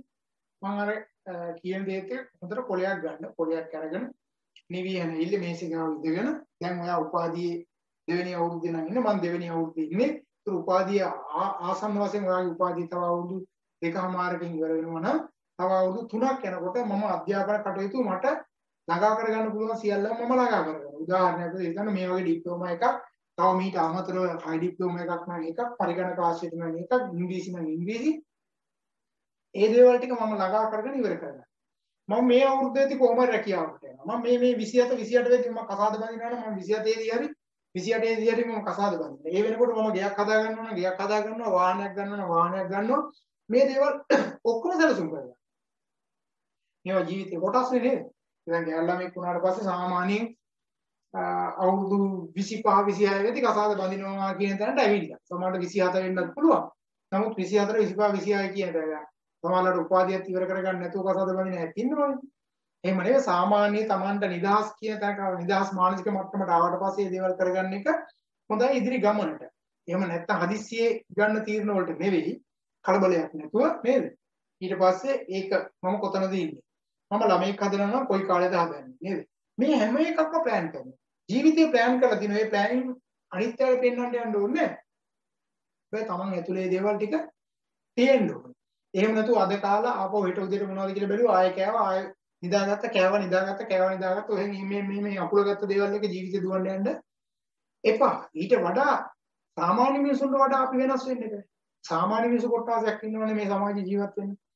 ඒ මිනිසුන්ට වඩා ඉහළ බුද්ධියක් හැකියාවක් තියන අයනේ අපිනේ. එහෙනම් අපි ඒ අයට වඩා වෙනස් විදිහට චර්යා රටාවක් එක්ක ජීවත් වෙන්න ඕනේ. දැන් අපිට සමාජය තුළ Facebook එක පෙන්නන සමාජ රටා තියෙන මිනිස්සු ඉන්නවනේ. චර්යාවන් පෙන්නන්නේ ඕන තරම් මේ දවස්වල ඔය. ඒ චර්යාවන් වලට වඩා අපේ චර්යාවන් ආත්පසින්ම වෙනස්. දැන් ඔයාලා අපි එකතු වෙලා මතකනේ අර මනු කොක්කු දානයක් එහෙම කරේ නේද? ඒකට කොච්චර සම්බන්ධ වුණාද ඔයාලා? මට මතකයි 1000කට කිට්ටු වෙන්න අපි සම්බන්ධ වුණානේ. ඒ වගේම මම පහුගිය කාලෙත් ඔය අසරණ මිනිසුන්ට ඒ වගේ ගිහිල්ලා උදව් උපකාර කරා. මේ පහුගිය කාලෙත් එහෙම කරා. පන්සල් වලට ගිහිල්ලා මේ වෙලාවේ කරන්න පුළුවන් දේවල් ටික බලලා අපි කරනවා. ඒවා නිකන් Facebook දාලා කෑ ගහලා උන් කියලා කරන දේවල් නෙවෙයි. තමන්ගේ හදවතට එකඟව කරන්න පුළුවන් නම් අපි ඒවා කරන්න ඕනේ. ඒකට අදාළ වෙන විදිහට හැම එකක්ම ගොඩනගා ගන්න ඕනේ සැලසුම් කරලා ළඟා කර ගන්නවා කියලා කියන්නේ ජීවිතේ ළඟා කරගත හැකි දේවල් ටිකකුත් තියෙනවානේ. අර ආගමික පැත්තත් එක්ක නේ දෙමාපියන් සලකලා ඒ අයගේ උපස්ථානයන් බලලා ඒ දේවල් ටිකත් එක්ක. ඉතින් මේ හැම එකක් එක්කම ළඟා කරගන්න පුළුවන් මේ දේවල් ටිකක් අපි සැලසුම් සහගතව ළඟා කරගන්නවා කියලා තීරණය කරලා තමයි මේ ගමන යන්න ඕනේ. ඊගාව එක හැකි සෑම විටම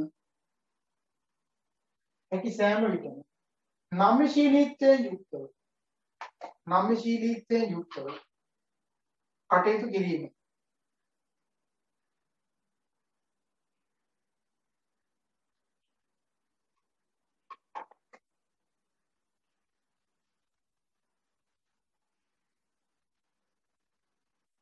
ඔයාලා දන්නවා නම්‍යශීලීත්වය කියන්නේ කොහොමද නේද?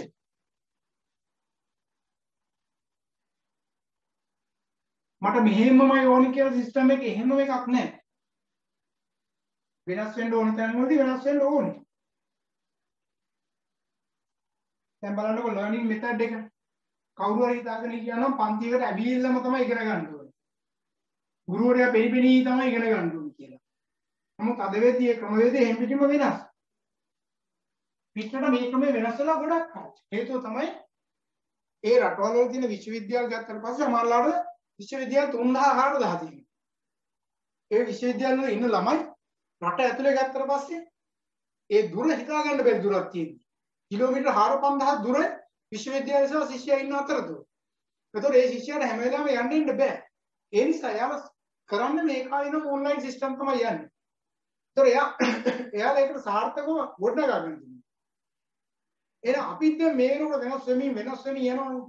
දැන් ඊට පස්සේ දැන් අලුතෙන් අපිට ඔන්ලයින් කියන එක දැන් 아무තු දෙයක් නෙවෙයි නේ. දැන් ඉස්සල්ලාම විශ්වවිද්‍යාල ළමයිටත් මේක පටන් ගන්නකොට Zoom එක කරා එහෙම කරන්න ගියාට පස්සේ ලොකු ප්‍රශ්න. ඒක හරියන්නේ නැහැ, මෙහෙම අඩුපාඩු නා, සිග්නල් නැහැ, අරකයි මේකයි කියලා 1000ක් දේවල් කිව්වා. හැබැයි 1000ක් දේවල් කිව්වත් ඒකට හැඩ ගැහෙන්න උනානේ අද වෙද්දි. අද වෙද්දි කරන්න දෙයක් නැහැ. දැන් ඔයාලට එක්සෑම් එක තියෙනවා කොහොමද ඔයාලා ලියන්න මේකයි. ඒතකොට මම ඔයාලට කිව්වා එක්සෑම් එකක් තියෙනවා ඔන්ලයින් මෙහෙමයි. හැබැයි ඔයාලා ඒකට හැඩ ගැහුණොනේ කරන්න දෙයක් නැහැ. ඔයා කරන්න සමහරවල්ලාට මම අර කිව්වා වගේ ගහක් උඩ නැගලා අපෝ පේපර් එකේ වුවත් දන්නේ නැහැ. හැබැයි එහෙම හරි ඔයා කරන්නේ නේ. එතන ඒ මොකද්ද? අපේ නම්‍යශීලීත්වය. සංවිධානයකත් මෙන්න මේ නම්‍යශීලීත්වය තිබිය යුතුමයි. මම අර කිව්වේ තෘතීය අධ්‍යාපන කොමිෂන් සභාවේ ඒ කාලේ ළමයි පන්තියට එන්න ඕනේ. ඊට පස්සේ ඩිරෙක්ට් අවස් ප්‍රමාණයක් මෙච්චර තියෙන්න ඕනේ, මෙහෙම තියෙන්න ඕනේ කියලා ලොකු බාධක ගොඩාක් දාලා තමයි තිබුණේ. නමුත් අද වෙද්දී ඒවා ලිහිල් කරන්න සිද්ධ වෙලා තියෙනවා. විශ්වවිද්‍යාල ප්‍රතිපාදන කොමිෂන් සභාවට ලිහිල් කරන්න සිද්ධ වෙලා තියෙනවා නේ. මේ ප්‍රශ්නෙත් එක්කදී එන යම් සීමා බාධක අයින් කරලා ඉස්සරහට යන්න ඉඩකඩ නිර්මාණය වෙලා තියෙනවා. මේවා හොඳ තත්ත්වයන්. ඊගාවට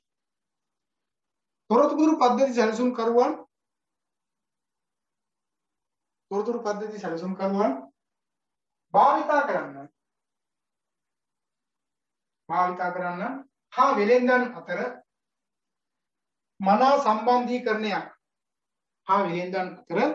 මනා සම්බන්ධීකරණයක් ගොඩනැගීම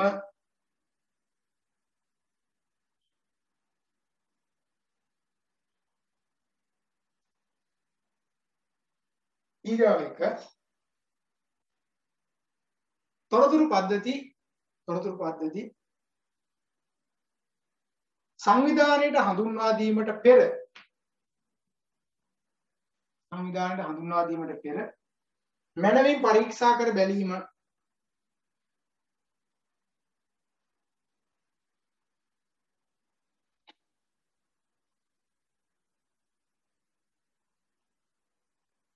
ඊගායක තොරතුරු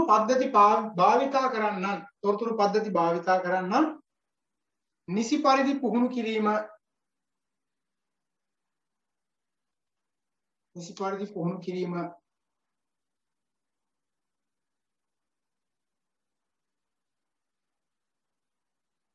ඊගායක සේවාදායක තොරතුරු වල රහස්‍යභාවය රහස්‍ය භාවය ආරක්ෂා කිරීම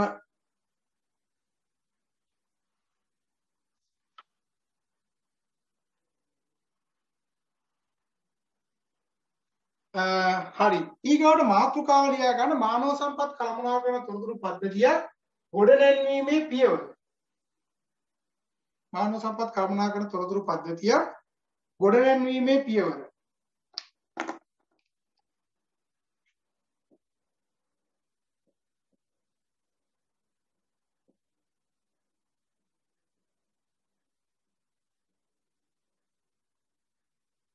මේ පියවර 6ක් තියෙනවා මම මේ 6 කියන්නම් හරිද පස්සේ ආ කොටු දාගන්න එක දාගන්න ඈ පස්සේ කොටු ටික දාගත්ත හැකිනේ මම මේ 6 කියන්නම් 1 2 3 4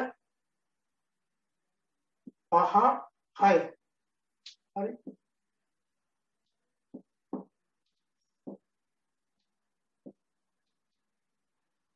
එතකොට ගොඩනැගීමේ පියවර 6ක් තියෙනවා මේවා කෙටි ප්‍රශ්න වලට අහන්න පුළුවන් ගොඩනැගීමේ පියවර කීයද කියලා අහන්න පුළුවන් මේ පියවර එක දෙක අහන්නත් පුළුවන් ඉදිරියේදී මම ওই පේපර් එක ගැන විශේෂ කරුණු කාරණා කියනවා පළවෙනි එක මානව සම්පත් කළමනාකරණ තොරතුරු පද්ධතිය සැලසුම් කිරීම පළවෙනි කරුණ තමයි මානව සම්පත් කළමනාකරණ තොරතුරු පද්ධතිය සැලසුම් කිරීම මානව සම්පත් කළමනාකරණ තොරතුරු පද්ධතිය සැලසුම් කිරීම දෙක මානව සම්පත් කළමනාකරණ තොරතුරු පද්ධතිය මානව සම්පත් කළමනාකරණ තොරතුරු පද්ධතිය නිර්මාණය කිරීම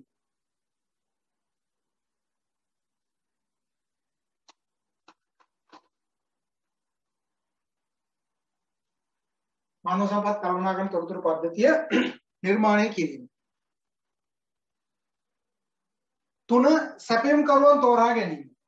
සැපයුම් කරුවන් තෝරා ගැනීම. සැපයුම් කරුවන් තෝරා ගැනීම.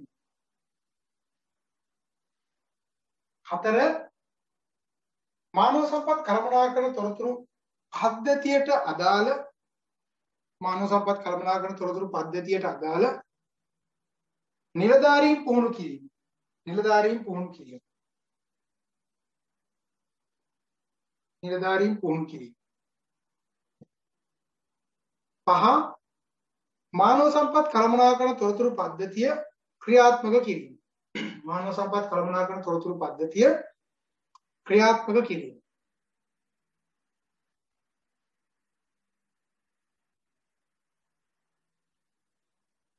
ඊගාව එක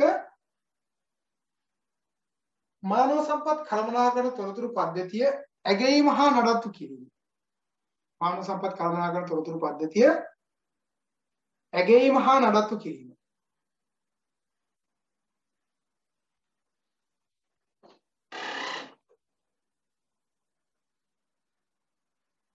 ඇගයීම හා නඩත්තු කිරීම. හරිද? දැන් මේකේ පළවෙනි එක බලන්නකෝ.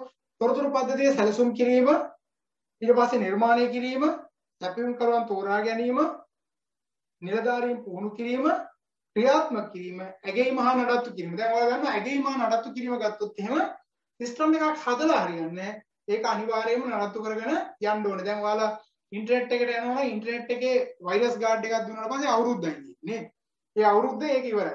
දැන් ඔයාලා මම සම්බන්ධ වෙලා මේ Zoom එක හරහා ක්‍රියාත්මක වීමේදී software එකක් පාවිච්චි කරනවා Zoom කියන එක. ඒතකොට Zoom කියන එක පාවිච්චි කරනකොට මේ Zoom කියන එක පාවිච්චි කරන්න පුළුවන් ඔයාලට වෙනම app එක download කරගත්ත ගමන් ඔයාලට ගාස්තුවක් යන්නේ. ඒ data හරහා ඔයාලට සම්බන්ධ වෙන්න පුළුවන්. නමුත් මට බෑ එහෙම. මට ඔයාලා සම්බන්ධ කර ගැනීම සඳහා මම ඒ ජාත්‍යන්තර තියෙන ආයතනෙට මම මෙහි ඉඳන් ඩොලර් ගෙවන්න ඕනේ නේ. ඒතකොට ගෙවීම් කරන්න ඕනේ. ඒතකොට විශාල සැලකිය යුතු ප්‍රමාණයක් මම ඩොලර් එහෙට ගෙවුවට පස්සේ තමයි යාලා මේ අවස්ථාව මට දෙන්නේ. ඔයාලා දන්නවා සාමාන්‍ය 500ක් වගේ සම්බන්ධ කරගන්නවා නම් 1000ක් සම්බන්ධ කරගන්නවා මේ ගෙවීම් ටික යාලට කරනකොට එයාලා මගෙන් අහනවා මේක නඩත්තු කරන්නේ කොහොමද මාසිකවද වාර්ෂිකවද කියලා. ඒතර මාසිකව නඩත්තු කරනවා මම මාසිකව යාලට ගෙවා යන්න ඕනේ. වාර්ෂිකව නම් වාර්ෂිකව ගෙවන්න ඕනේ. ඊට පස්සේ යාලගේ සහාය අවශ්‍ය නම් යාලා කියනවා අවශ්‍ය නම් මෙන්න මේ විදිහට කතා කරන්න කියලා. ඒතර එහෙනම් මෙන්න මේ වගේ සිස්ටම් එකක් හදලා දුන්නාට පස්සේ ඒ කියන එරර්ස් වගේ දේවල් වලට කටයුතු කරලා ඒවා මැනවින් නඩත්තු කිරීමේ හැකියාව තියෙන්න ඕනේ. ඔයාලා මැෂින් එකක් ගත්තත් ඒක අප්ඩේට් ටික හරියට කරගෙන යන්න ඕනේ. ඒතකොට මේ කියන දේවල් ටික පැහැදිලිව කරන්න ඕනේ. මතක තියාගන්න. එහෙනම් මෙතනදී අපි software ගැන ලොකුවට කතා කරන්න යන්නේ. එහෙනම් මේකෙන් කරන්න බලාපොරොත්තු වෙන්නේ වෙන මොනවත් නෙවෙයි. software එකක් හදාගන්න යනකොට ඔය කියන කරුණු කාරණා ටික බලලා ඉවර වෙලා මානව සම්පත් කළමනාකරු අදාළ software එක හදාගන්න ඕනේ කියන එකට කියන්නේ. එහෙනම් ඔයාගේ ආයතනයේ ප්‍රධානියා වෙච්ච දවසට ඔයා software එක හදාගන්නකොට ඔයාගේ අවශ්‍යතාවයන් වලට ගැලපෙන විදිහට software එක හදාගන්න දැනට පුළුවන්. ඔයාට ඔයාගේ ඉගෙන ගන්න කාලේ ඔයාගේ විෂයට අදාළ විෂය කරුණු ටික වෙන වෙනම ෆෝල්ඩර්ස් වලට දාලා ඔයා තියාගන්නව නේද? තියාගන්න පුළුවන් ස්කෑන් කරලා වගේ. එහෙම තියාගන්න දැන්. විෂයන් තියෙනවා නම් 6ක් 7ක් 8ක් තියෙනවනේ ඒ ටික වෙනම තියාගන්න. මේ සූඩ ෆයිල් ටික අපි මෙහෙම තියාගන්න. ඒ විදිහට තියාගෙන ඒව නඩත්තු කරගන්න නේ. ඊට පස්සේ මේ ඩිප්ලෝමා එක ඉවරයි කියලා ඔක්කොම ටික පැත්තකට අයින් කරලා විසික් කරලා දාන්න යන්නේ නැහැ. දැන් සාතිකේ හම්බුණා කියලා. ඇයි ඒ? මේව තව අවුරුදු 20ක් 25ක් 30ක් ගියත් ඕන වෙනවා. මේ HRM එකේ තොරතුරු ටික ඒ කාලෙටත් ඕන වෙනවා. හරිද? ඒ හින්දා මේවා විසික් කරන දේවල් නෙවෙයි. ඒ නිසා එහෙනම් software එකක් හැදුවාට පස්සේ software යාවත් කාලීන කරලා මැනවින් මේ දේවල් පාලනය කරගෙන යන්න ඕනේ. ඒතකොට තොරතුරු තාක්ෂණය සම්බන්ධයෙන් ඔය විදිහට මම කතා කරනකොට තොරතුරු තාක්ෂණයත් එක්ක මම ලබන සතියේ යන්න එහෙනම් මට අභිප්‍රේරණය සහ සංනිවේදනයේ වගේ නායකත්වයක් තියෙනවා. ওই පාඩම් 3යි. ඊට පස්සේ තව පාඩම් කීපයක් තියෙනවා. දැන් ඒවට යන්නත් ඕනේ. එතකොට මම තීරණය කරනවා ලබන සතියේ සංනිවේදනය කරනවාද එහෙම නැත්නම් මොටිවේෂන් එකවත් අභිප්‍රේරණය කරනවාද කියන කරුණු කාරණාව මම මතක් කරන්න. එතකොට මෙන්න මේ ටික හොඳට මතක තියාගන්න.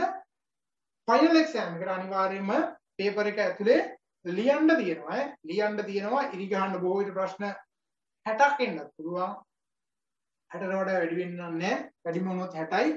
ඒ නිසා ලියන්න තියෙන නිසා මේ කරුණු කාරණා ටික හොඳට ඔළුවට අරගෙන මේ ඉස්සරහා කරුණු කාරණා ටික කතා කරගෙන යන දේවල් අවධාරණයෙන් ගන්න. එතකොට අද දේශනය අනිවාර්යෙන් YouTube එකට දානවා. ඒක ලොකු කාලයක් ගන්නෑ මම බොහොම ඉක්මනින්ම දවස් දෙකක් වගේ ඇතුළත ඒක දාන්නම්. ඒතකොට මට ඊගාවට කියන්න තියෙන මෙන්න මේක විශේෂ කාරණාව අපි 27 පටන් ගන්නවා. ජූනි 27 අලුත් බැච් එක පටන් ගන්නවා. ඉතින් මම ඔයාලට මතක් කිරීමක් කරන්නේ ඉන්නේ යාළුවෝ ඔක්කොටම මතක් කරන්න. මොකද විශ්වවිද්‍යාල ශිෂ්‍යයන්ට තමයි මම මේක ඉඩකඩ දීලා තියෙන්නේ පැහැදිලිවම. ඒ නිසා ඒ ඇයට ඒ අවස්ථාව ගන්න ඔයාලා හරහා මේ මැසේජ් එක දෙන්න. මම හැමදාම කරන්නේත් ඒක. ඔයාලා මේ මැසේජ් එක දෙන්න. ඒතර ඔයාලා දන්නවා ඔයාලා මේ පාඨමාලාවට සම්බන්ධ වුණා. පාඨමාලාව කරගෙන ආපු විදියක් ඇති. එකතු වෙච්ච නෝට් දිහා බලන්න. ඒක කොච්චර නෝට් ප්‍රමාණයක් ඔයා ගාව තියෙනවද? කොච්චර විෂය කරුණු ගන්නලා තියෙනවද? විභාගයක් තිබ්බා. ඒක ප්‍රතිඵල අවුට් කරා.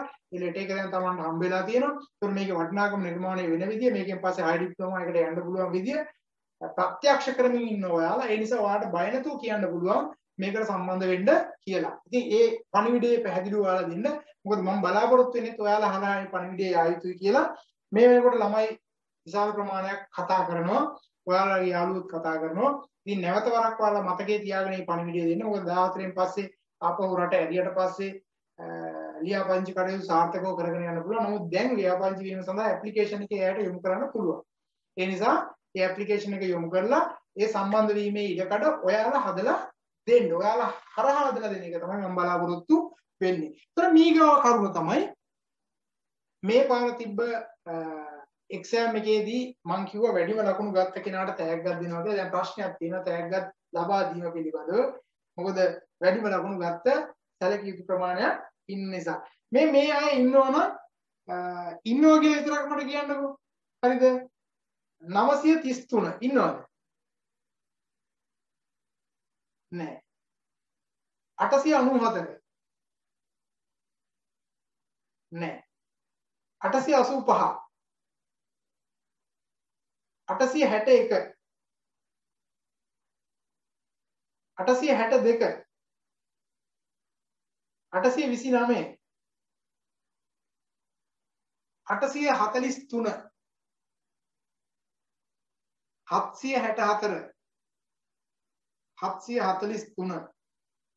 843 764 743 742 691 679 677 642 633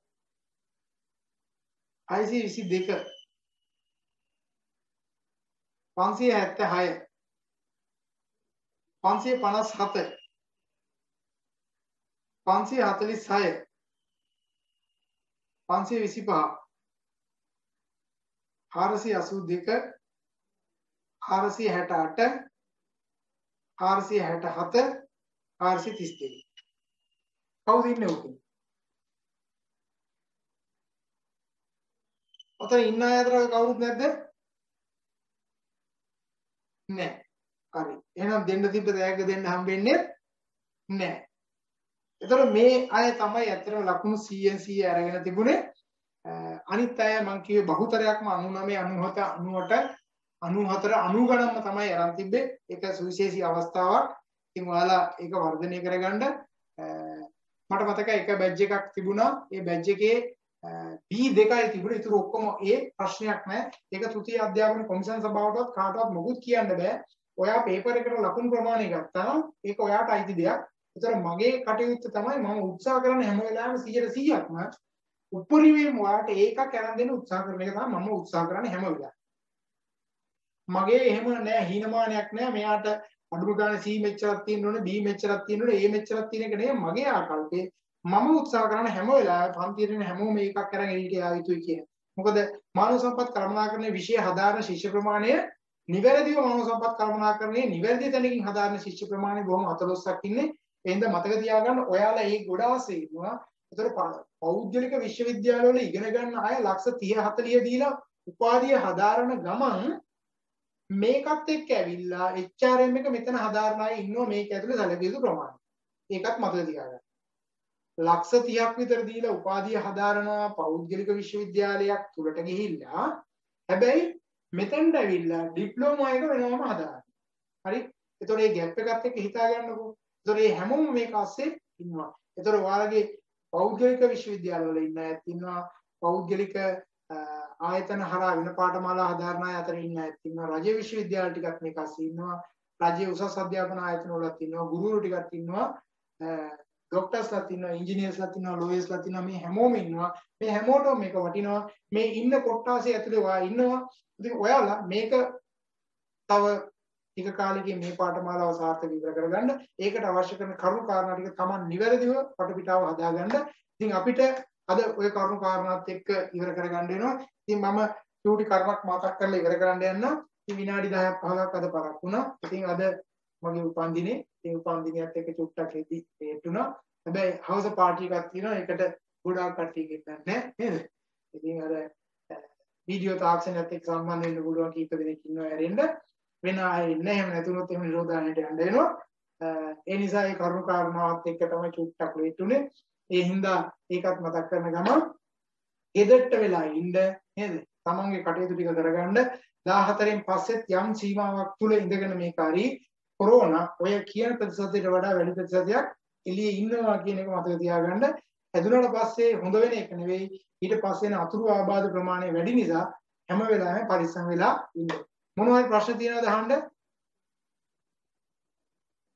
ප්‍රශ්න තියෙනවා අහන්න වෙලාවක් දෙන්න.